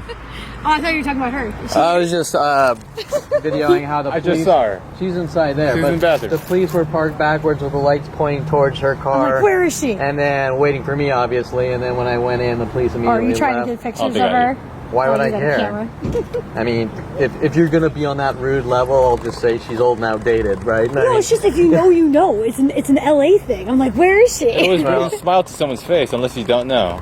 Unless you want to be yeah. indifferent about it and be like, you know what, I don't care. My conversation is based on the worldwide lies and smears that I'm somehow doing all these horrible things to people, and why the police are hunting me to kill me. That There sounds she is paranoid. here. Okay, well, Where is she? go to my Where? website, kevinperlmantarget.com, and aside from the There she 17 is. years She's and so cute. 20 terabytes of Bless her. video and 17 years of mass murder operations, check out last week I don't need or to see last death, month's man. It's all No, good. Dad, we're good. It's all good. 3 attempts I just by the love her. LAPD to break in my Hey. house on video. If you're Jesus saying I that's appreciate paranoid, it. I appreciate it. Yeah, so anyways, your line of questioning just doesn't work to try to set me up that way. Okay, so a car, the white car, there was a white car waiting backwards, right? And so, right after the cops left, and so they're staging some kind of operation, like you just heard the guy asking me these questions. I don't know you. Are you taking her picture, right? And then trying to be all friendly about it, like, well, people in LA take people's pictures. Well, yeah, they do. But that's not why he's asking. He's asking to try to say he's a pervert who followed a girl and this and that and the other thing, right? And that I'm paranoid and this and that and the other thing, right? Now, you'll also notice that she had a pink shirt and blue pants, and the car is pink, right? Well, that's a common tactic. It's like, you know, why are they here? Well, they're here to try to talk to me and then get me to say something that they can use against me, no matter how harmless it is. I mean, what if I did take her picture? Who would care, right? But in my life, that's not how they're operating. In my life, they're operating on the level of, I'm going to try to get you to say something and then twist and contort it into something that looks like you're a horrible, mean, peeping Tom, stalker, this or that, right? And how would you... let's analyze their behavior really quickly. Well, their behavior is simply, I don't know you, but I'm known worldwide. So if they don't know me, they have something to hide and they're up to something. Right? Okay? So the car's there. the cops pointing the lights at the cars. They're asking if I'm taking the girls' pictures. Now remember, I videoed the entire lot, and I was walking out talking about my life and what's going on, and nowhere was I obviously pointing a camera at this lady or her. I was videoing her car as I was turning around. But still, you see the strategic line of questioning from the people. Are you taking a picture of her? Oh, she's so cute, blah, blah, blah. And while that is not uncommon, they're not asking me questions because they're sympathizing with my life and who I am. They're asking the questions because they're trying to get me to say something that they can use against me, even though there's nothing there to use against me. If I say, yeah, I'm taking her picture, they're still going to turn it into some kind of crime, and this guy's harassing women and things like that, right? It's done to me every day, all day and night, 24/7. So, patterns of behavior. And, why was she waiting around the car with the guy with pink shirt on matching the car? Well, they do that type of thing a lot too, showing what their motive is. And to try to trigger reactions. Or maybe they're stupid and they think that I somehow relate to her. I'm going to relate to the girl talking to me because she's pink like the car. I don't know, something moronic like that. But really, once you break it down, it's all about trying to make me look like a horrible, abusive person to justify killing me. Okay, so now you've just witnessed on video this frame job operation. You've seen I've done absolutely nothing wrong. I'm leaving. People are waiting for me. The guy actually has a flashlight in his pocket, which he's turning on and off, trying to send me hidden messages because they sit in their cars all over the place waiting, hinting, just sending me hidden messages, all waiting like we're watching you, and sitting in their cars watching me with their lights on all over the world now. But if I drive around Woodland Hills, you'll watch them ramp up their attacks every single day. And I believe that started because they have this fake drug dealer guy who was some cheeseball bum, wannabe drug dealer or whatever. And I'm not a drug dealer, but I'm just saying he was trying to sell marijuana, even though it was like legalized medicinally. It was like, why are you trying to sell marijuana when everyone's walking in buying it legally? Like, or is there something wrong with you? And they sort of tried to have him befriend me, and he would sit there taking turns on me with the police, trying to set me up and trying to get me to ask him to sell drugs and things like this. The same types of things they were doing with Rody Morales, who the LAPD sent after me, who tried to figure out ways to get a trash bag full of marijuana in my house, and it didn't work because the cops wanted to try to set me up to make it look like I was a drug dealer, right? So this guy was sort of told to follow me to this coffee bean, trying to get me to try to be a drug dealer so that they could arrest me, right, working with the police. So at one point, and this was like years ago, I think with his constant provokings and things like that, I was leaving, and I flashed my brights on him leaving, right, sort of dicking with him back. After this, everyone on the planet was told to flash their lights and wait in cars and this and that. So hence, what you're seeing is a police cover-up operation.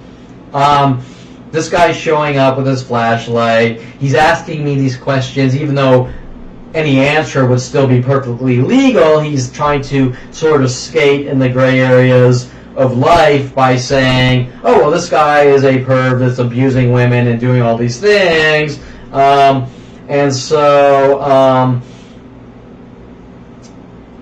we're going to hunt him down and kill him because he's abusive and he's ruining people's lives, right? Even though there's actually, in reality, nothing's going on. Even if I took a picture of that girl or any other person, generally nobody would care. Sometimes people get offended when you point the camera in their direction and this and that, and if you were into candid photography or research photography, there's all sorts of topics on how to try not to offend people in photography when you're taking pictures of people. But yet this isn't about anything like that. These are ways of strategically wording things and getting the information out to the entire planet to rile the masses up against one man to make it look like killing him is justified. And there's nothing that they can justify. There's nothing I've done on any level, but be a really good person. But they're sort of trying to nitpick complete imperfection to justify killing me, if that makes sense. So you went to a coffee shop and you chewed food with your mouth open, and so you offended someone and there's a miscommunication, so there's a worldwide campaign to kill you. You know what you did, but I'm not going to tell you what you did because it sounds just completely insane once I tell you, well, you know what you did. You chewed with your mouth open, right? So now what they're doing to try to cover these things up because they can't set me up is to just make up the lies, and the lies are getting more and more aggressive because they can't get what they want, right? And I'm exposing them more, and they're trying to desperately cover up these 40-year murder operations. So that's what you're seeing. And of course, once they realize that I can see right through what they're doing, they start mimicking me with the appreciate it, awe, things like that, which are mimic tactics from my conversations, right? Showing me, yeah, because if you're an honest person, you're not going to say, I don't know you. You're going to say, you're Kevin Perlman. What's done in your life is unacceptable. It's as simple as that. So now I'm leaving. We have some groupings of red cars. All the cars backwards here are, we have a security guard, which is videoing and is mad. We have another car backwards.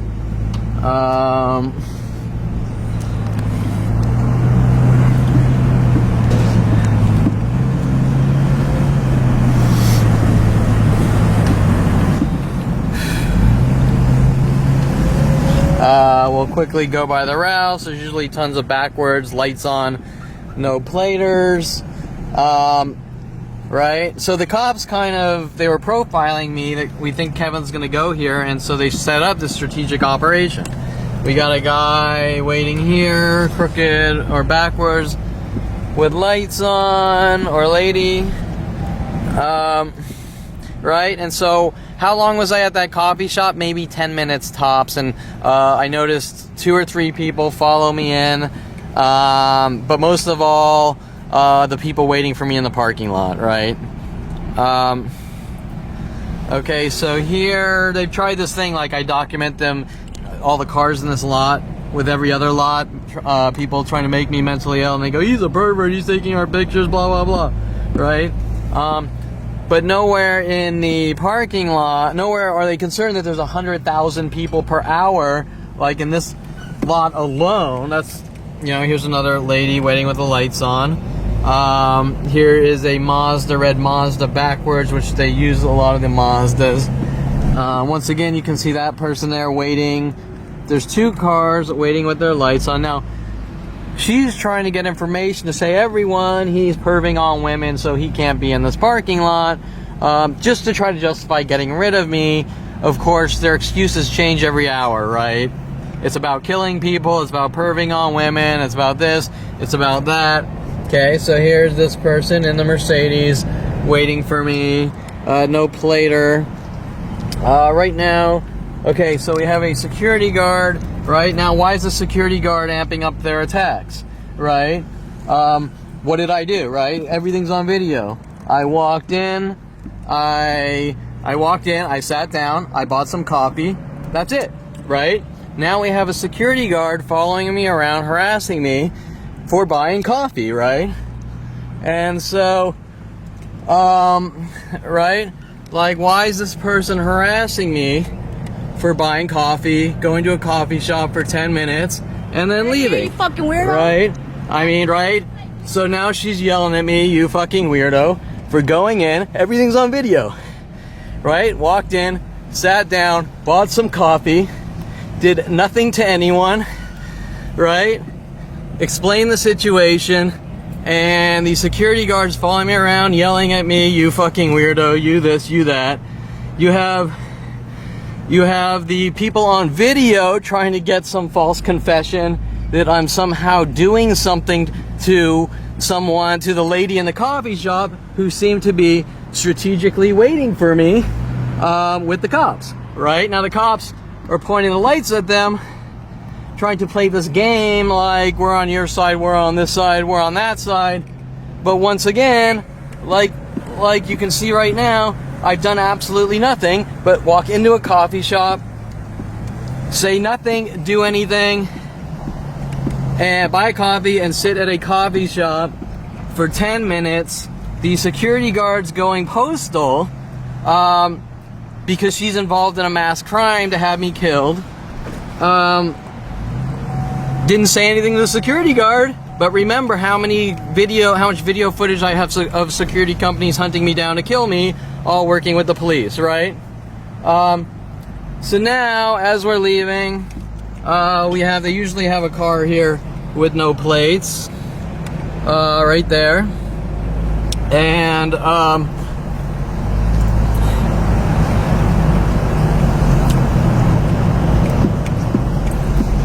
right, and so like once again, right, what is it I did today? The same thing I've done my entire life.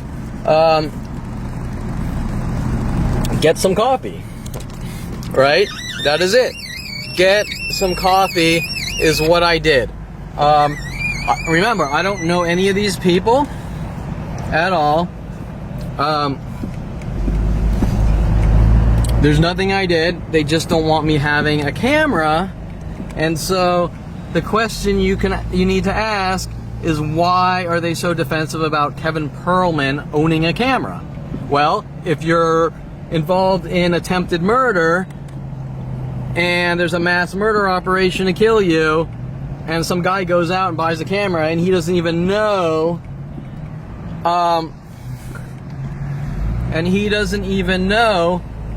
that he's being hunted to be killed, your murderers are gonna be mad at you for having a camera,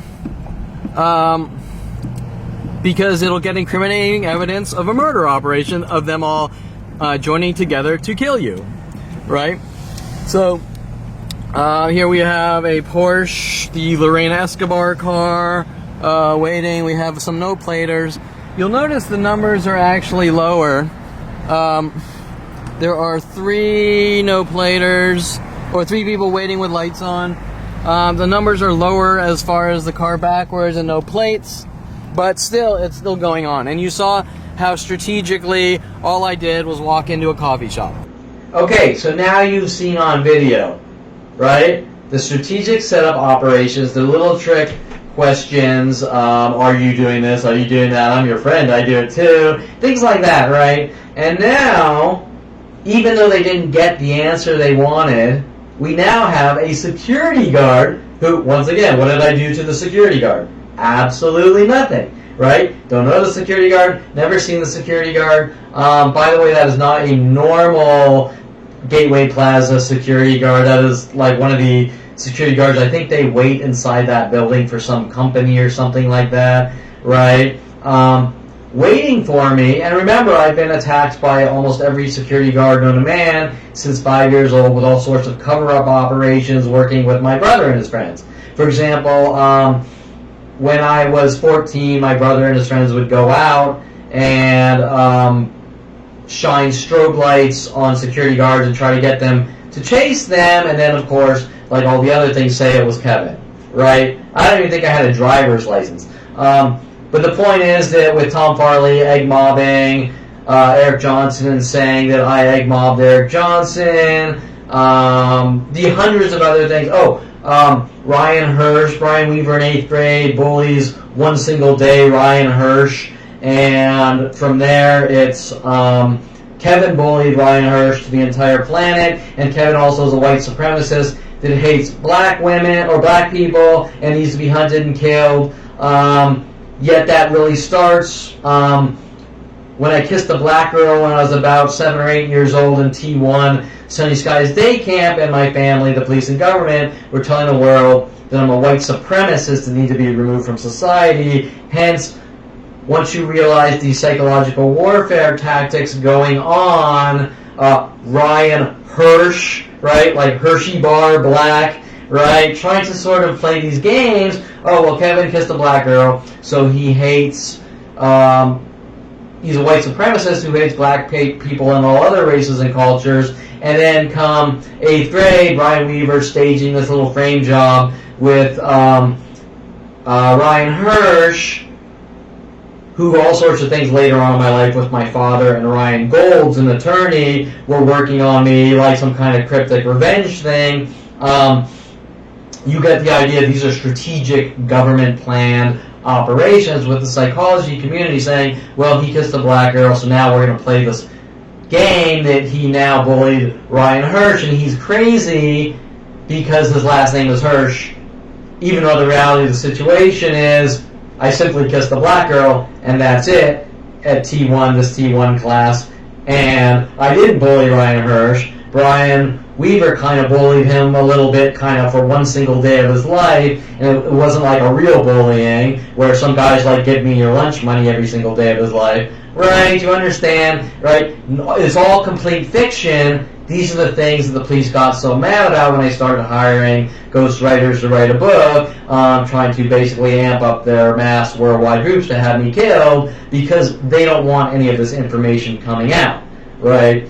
So, once again, here's a security guard following me through the entire lot. There is absolutely nothing I did to her. I was sort of documenting what's going on a lot, and I mentioned, here's a security guard videoing me, who was first videoing me first, but even though I was still not really in her face, pointing the camera at her or anything, right? I was simply driving by, documenting the cars and the entire situation as a whole and what is going on, and she doesn't want me talking. Why? Because she's involved in attempted murder, but more importantly, and this is the most important part, after she follows me like 100 yards throughout the entire parking lot, showing that she's pursuing me and I've done nothing to them, I've done nothing at all, this time or ever, and she follows me across the entire lot,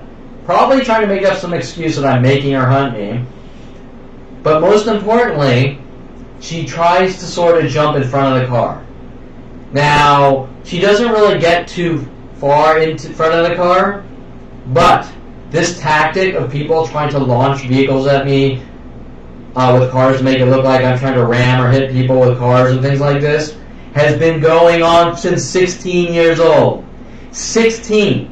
I have a guy in front of the Peruvian restaurant waiting for me to leave, launching his vehicle in front of me. I have a guy in 16, I had a guy on a Honda motorcycle slide his bike in the rain in front of me with everyone and the guy saying I hit him on the motorcycle.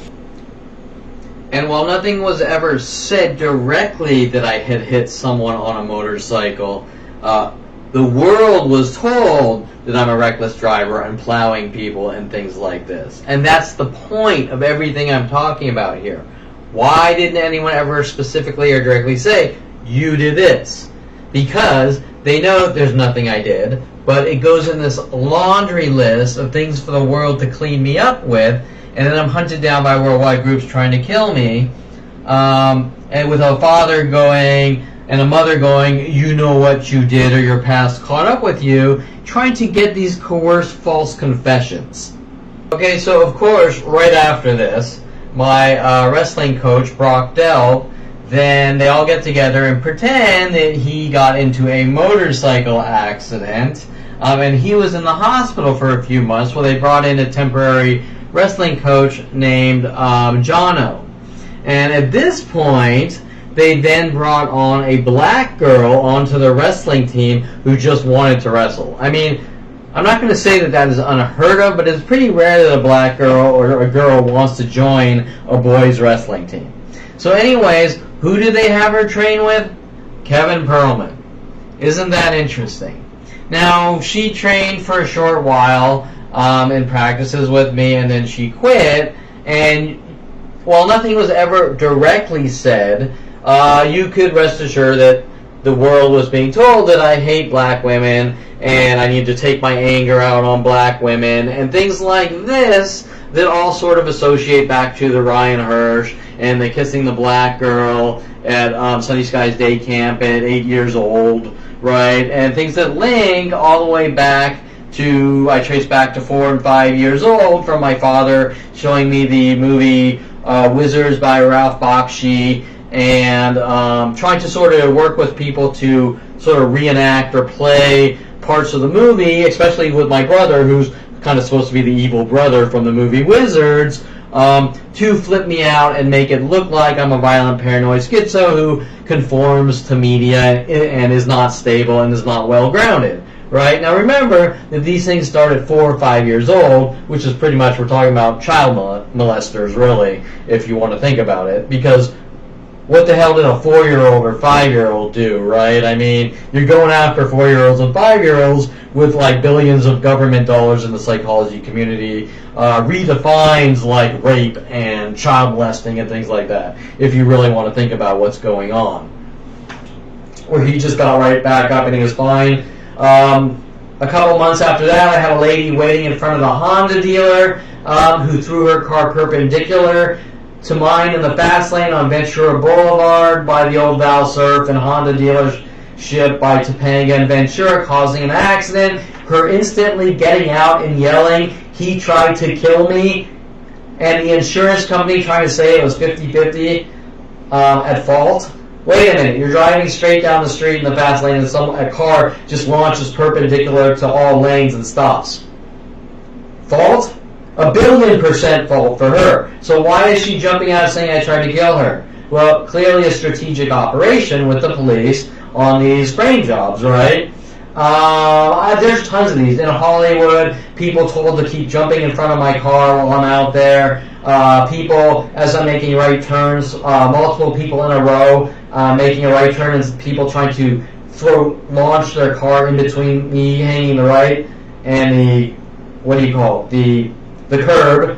So if this is the curb and I'm hanging a right, they're going to try to wedge themselves in between and cause an accident. One guy actually kind of caused a bumper tap level accident wearing a Raven Bay red and black flannel, right? I mean, it doesn't get any more obvious than that, right? Okay, and they're working with the insurance companies and the police to try to cover up these operations. And well, how do you know that? Because normally you would say, oh, you know what? Some guy did a bumper tap and it went to the insurance, and so what? Who cares?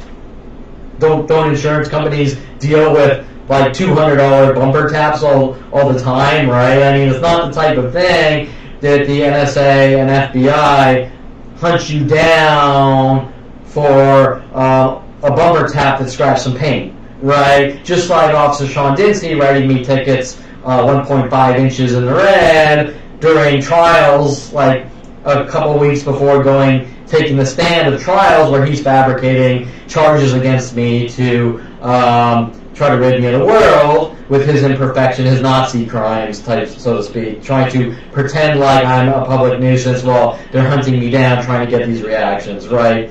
So you get the idea that when this security guard isn't just yelling at me, you can see how she tries to lunge in front of the car, just like the probably hundreds of drivers across the last 30 years, which almost all of them I've managed to avoid, showing I'm beyond any level of exceptional driver. But that's not the story that the world's getting. The story the world's getting is this guy's a reckless driver, even on the illegal, unconstitutional arrest discovery with Sean Dinsey. I have neighborhood watch groups on Kevin Perlman, and he has driving issues. Well, there's no such thing as driving issues. I have like a great driving record. So what's the driving issue? I mean, listen, if I have 100 accidents where I'm going 200 miles per hour and breaking cars in half on the freeway, you can say I'm a reckless driver. If Sean Dinsey and the rest of the LAPD and the say FBI's argument is that, 15 times this year your left tire touched a white freeway line, you're a reckless driver and we're watching you and we're going to hunt you down and kill you, and you had better live a careful life, I can assure you that's not about someone who's out of control, reckless, or a monster or anything else. That is about something the police and government are trying to cover up that they don't want coming out, which goes right from my family with their psychology degrees at 5 to the psychology community, to the police, to the NSA, FBI, and now worldwide support to eradicate me based on based on neurotic murderers, right? And I'm the target of that. Hence, what they don't want me talking about. And are trying to desperately silence me over. And they will kill me to silence me. And you've seen everything on my website are all about ending my life, to silence me. So there's something else going on here. You'll notice that the girl yells, weirdo, right? Well, why weirdo? Where does that come from? Well, that isn't a random comment.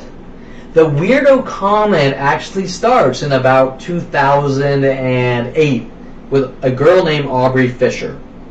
Now, Aubrey Fisher was sent after me by the LAPD, and what happened was they had Mike Huntley, who was sent into my life at 14, originally my brother's friend. Now, remember, my brother's death threats to me at 16 after stopping him from Bash Greg Wallace head in with a crowbar was that me and my friends are going to put you in a mental institution, although it wasn't that direct. It was more, me and my friends put a teacher in a mental institution and we have a bug in your room and we're listening to everything you do on the radio, trying to flip me out into a state of paranoia to try to make me look like a violent paranoid schizo, which didn't work.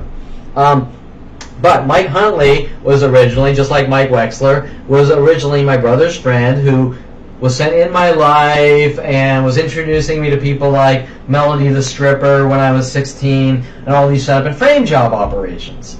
Okay?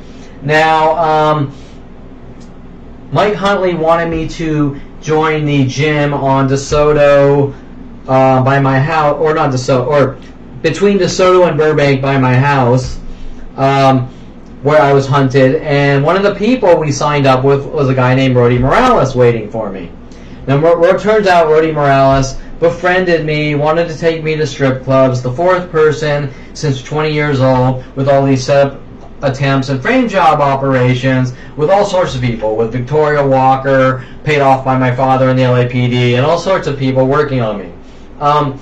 Now, it turned out, I found out about 10 years later after I found out what was going on at 29, that Rody Morales was working with the LAPD to catch a murderer, and I have newspaper clippings of the Daily News showing that he was involved in these LAPD operations, yet at the same time befriending me and wanting to take me to strip clubs and telling the world that, especially conversations at the Encino Starbucks a couple months ago, where the police tried to break in my house that night, that Starbucks thinks I'd killed someone. Well, don't you think that's strange that some guy involved in the LAPD operation to supposedly catch a murderer, not me,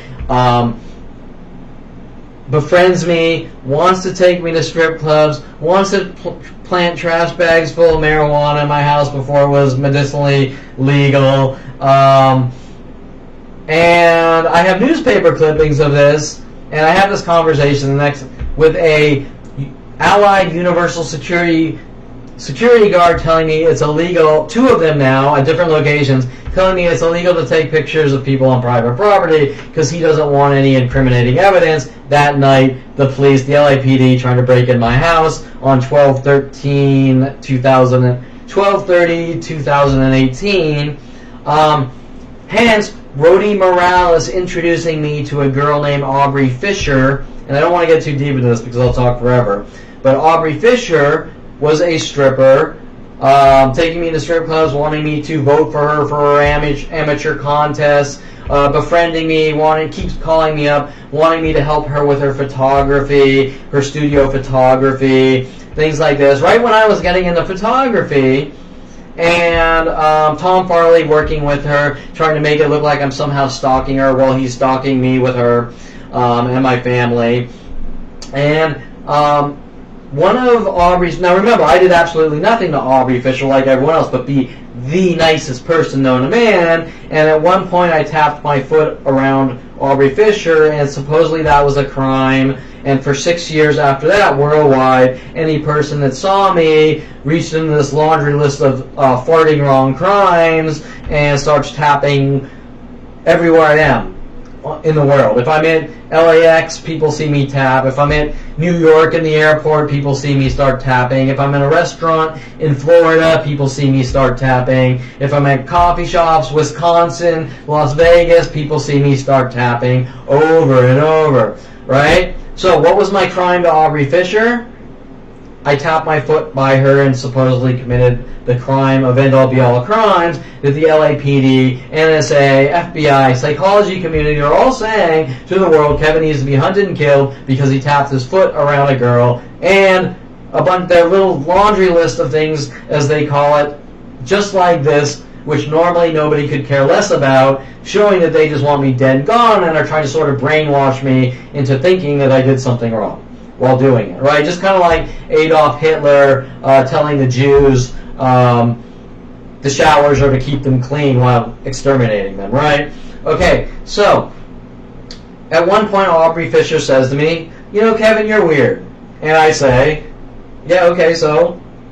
Because what does that mean, you're weird? It just means that someone doesn't really understand you, right? There's no crime in being weird. There's no crime in being different. Nobody cares if someone's weird. If someone is so different, weird, they don't mesh with you, then normally they stop calling you, right? But in my case, Aubrey Fisher kept calling me, just like Victoria Walker. Kevin, will you help me with this? Kevin, will you help me with that? I'm your friend, blah, blah, blah. And bam, all of a sudden you realize that these people are strategically hunting you down. For example, Aubrey Fisher was using her last name, just like Mike Huntley.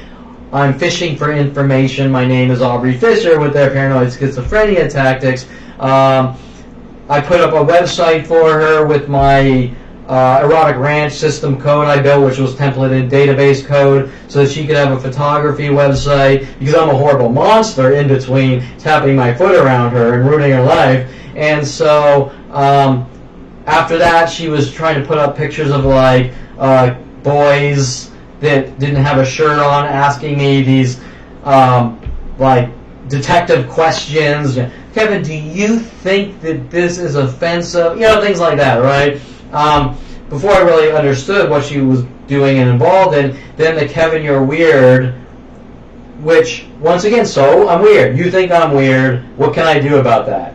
Right? I can't do anything about that. You can not call me if it's that upsetting to you, but why, if I'm that weird, why do you keep calling me, right? You get the idea. Because she's paid off by the police to hunt me down. Now, the point I'm making is that the whole weird thing links to this security guard and Aubrey Fisher not wanting me to get into studio photography, hence saying, Kevin, you should sign up to modelmayhem.com to mayhem me to death. For example, I signed up to a website called One Model Place, where models, photographers, makeup artists, everyone gets together, whether they're pro level or they're amateurs, they all get together to learn the trade and get good at it, and everyone with a common interest. Now, Aubrey Fisher, just like Rody Morales, had all sorts of agendas. One is Kevin was building adult websites. Someone wasn't happy about that. Kevin's getting into studio photography with good-looking women and doing these green screen creative photo shoots. Someone wasn't happy with that. Well, who wouldn't be happy with that?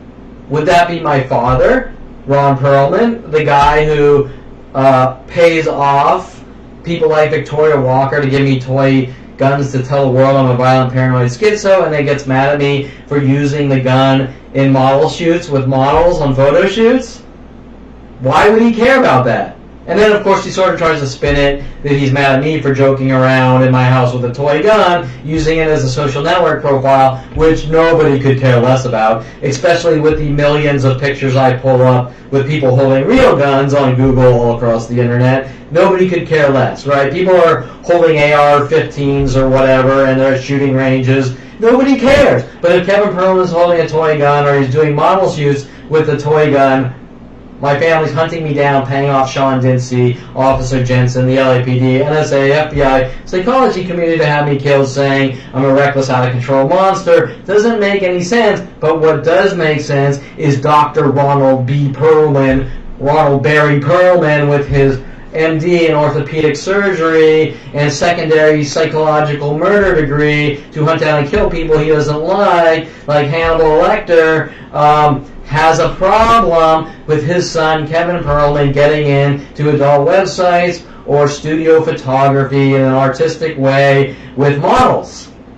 Okay? What's more obvious? What has more common sense, or what makes more sense? The fact that I'm a public nuisance because I took a picture of a model named Lily Love holding my toy gun, and she's wearing tiger print that she chose to bring herself on a photo that's up on my Kevin Perlman photography and up to the world on the internet, or a father that, even though to me says, yeah, that's great, you're going out and doing that, doesn't want that to happen, paying off Lorena Escobar since 16 to say, I'm up to something in the privacy of my own home, I'm a murderer, I'm plowing people with cars, I'm a pedophile, I'm a white supremacist. Yeah, that sounds like a credible person, right? So you know that Lorena Escobar, who does absolutely nothing in my father's office but hunt me down and try to kill me, who came to me to hire me to work there, and then started hunting me, trying to kill me while she got me there, and then saying I'm supposedly trying to take over the company, which didn't make any sense, once again, is really upset that Kevin Perlman has a camera and is doing studio photography, linking back to Aubrey Fisher, pretty much paid off to have me killed for doing studio photography. Hence, when you start seeing the things like you showed up to a public location with a camera, so therefore you're an abusive weirdo, isn't really about being an abusive weirdo or this or that. It's about you got into studio photography and someone didn't like that, so you're a fucking dead man. And pardon my language, but I'm just trying to make a point. I'm a dead man because I got into studio photography and someone doesn't like that. Well, who would have motive to do that?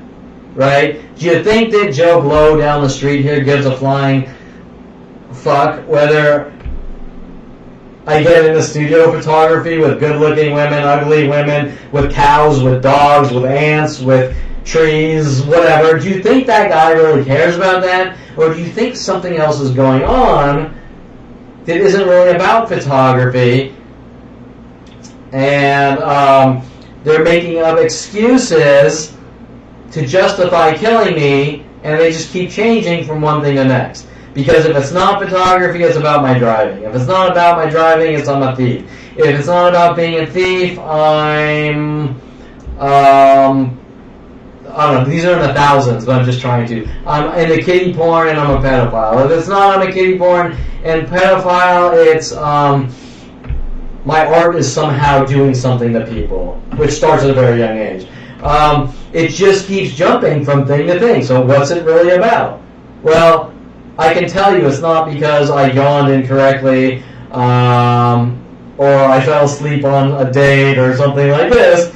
It's about something of extreme importance, so much so that I know things like the government, my family told Mr. Quigley at 10th grade or 11th grade to tell me to punch Paul Shapiro in the class, which didn't work. He tried to set me up to make me look like a violent paranoid schizo, and these are the real important questions. It has nothing to do with weirdos, because I've met a lot of interesting, different, whether you want to call them weird or whatever, and people that were really weird, like, let's just throw an example out there, Andy Warhol was totally out there and weird, just like many other artists, and he was totally accepted in the art communities and other communities and some of the top-selling artists out there, and people weren't hunting him down saying, you're weird, we're going to kill you for the weird crime, right? You get it? So this isn't about weird, but the entire point of this long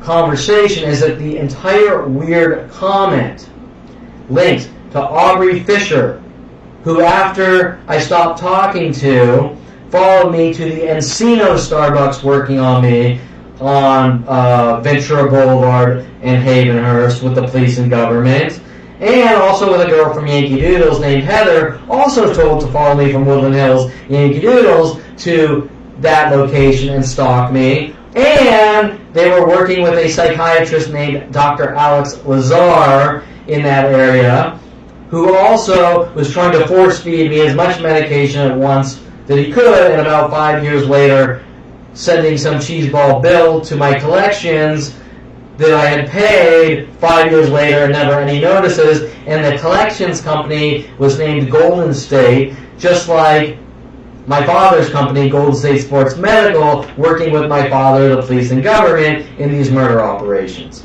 Right? All these things are linked. But my whole point is that this security person, just like all the other ones I have on video, when she says you're a weirdo and try to jump in front of my car to set me up and frame me, is all linked straight to Aubrey Fisher, Rody Morales, who introduced me to her, the LAPD, especially Topanga Division, who sent Rody Morales after me to have me killed, and most importantly, Mike Huntley, who I knew for 25 years, introduced me at 14, who started a 6-year company, Signet, with me, wanting me to move back from University of Colorado to get me close to them to finish killing me. And using his last name as paranoid schizophrenia tactics, Huntley, while the police run around trying to hint that I'm a schizo because my middle name is Michael, and I'm like Mike Huntley and all these freaky weird things, strategically designed by the psychology community, my family with their psychology degrees, and if you want to sort of question, based on conspiracy theories, who derived these psychological warfare terror operations, well, I have no proof and evidence who designed these types of unheard of things, but we can now start asking important questions about where these psychological warfare operations come from that are unheard of, that kill people, which are most likely military-based and government-based. And remember, I was born in Merced on an Air Force base called like Castle Air Force Base or something like this. And while I have no proof or direct anything, if you want to try to put the puzzle pieces together, my father, who uses his psychology degree to hunt down and kill people as a weapon, well, there might be something there, being born on a guy that does that type of thing in the military or Air Force, right? Think about that for as you're sort of processing all this. But once again, as you can see, the security guard linked to Aubrey Fisher, the police, government, NSA, FBI, is jumping in front of my car so she could run around saying I tried to hit her with my car, a common, endless tactic done to me over and over since 16 years old. That is it. That's all I did. I walked into a coffee shop. That's today's crime, where I'm being hunted by the NSA, FBI, police, worldwide support, is walking into a coffee shop, sitting down for 10 minutes, buying a coffee, and that's it. And then videoing some of the lot and the things that are being done to me. And instantly, because the attacks have ramped down somewhat, the security guard is running around with her cell phone, trying to set me up, yelling at me, you're weird, you're this, you're that. But remember, nothing happened. All I did was walk into a coffee shop, sat down, bought a coffee, sat down. A couple people came in. Here's a guy waiting for me with the lights on in a truck, white pickup, right? Sat down. I videoed it because I know what they're going to do, because they do it every day of my life. Sat down, sipped on the coffee for 10 minutes, and that's it. That's all I did. Nothing. Absolutely nothing. And we have security guards running. Oh, and then the setup attempts. Why are you taking pictures, right? And flat out call their bluff, because didn't I say on video before the security guards started following me that these people are trying to get a line of questioning that tries to make it look like I'm perverting on someone and this and that. Once again, I walked into a coffee shop, said nothing to anyone, did nothing, was harassed by an employee. was harassed by an employee for no reason, like usual, in their cryptic "take care, have a good one" messages, and left after 10 minutes with people waiting for me with the pink shirt, asking me if I'm taking pictures of the girl to try to make it look like I've done something wrong, right? Strategic, all strategic and premeditated and pre-planned out. Finally, just to kind of conclude this video, while this video doesn't really show you nearly the amount of things that are going on in the local area, but are going to be worldwide, at any public location worldwide, if I go to a restaurant, mass groups will show up and the employees will work at me. At any restaurant in the world, any restaurant, supermarket, mall, shopping mall, store, coffee shop, you name it, I will be met with what you have seen just here. And this video doesn't even come close to what's going on in the local areas. And what you need to understand is these operations start at 5 years old. 5 years old. So what I'm accused of at 5 years old, I can't tell you. Did I not suck on my little, well, I don't know what you call those little nipple thingies, suck on, whatever, or sip my milk correctly? I don't know, right? But we can all agree that what you're seeing here is not justified. There's no reason this should be happening. And what we are seeing here violates everything in the Constitution of the United States of America, meaning that none of you are safe. You are not safe. You might think I'm a bad guy based on the propaganda, but the reality of the situation is there's nothing you can tell me that I've done that justifies this, even if I did do something. And the point I'm trying to make here is that what you're seeing here basically means that you as a child or someone who's old, doesn't matter which age you are, can at any point be labeled by the government and flagged for kill operations. That's what this means. It means that you are not protected. That the Constitution of the United States, the judicial system, does not protect you anymore.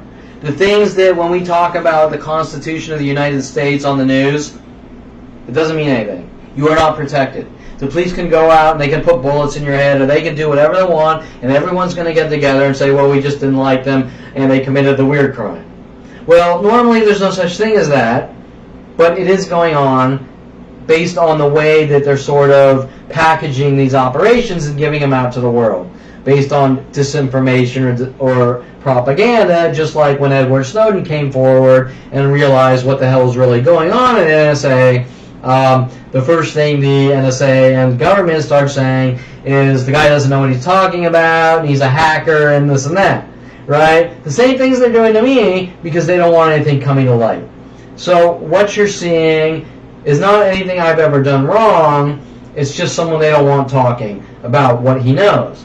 And what really needs to register in your brain is that with these endless operations and me being hunted all day and night for no reason,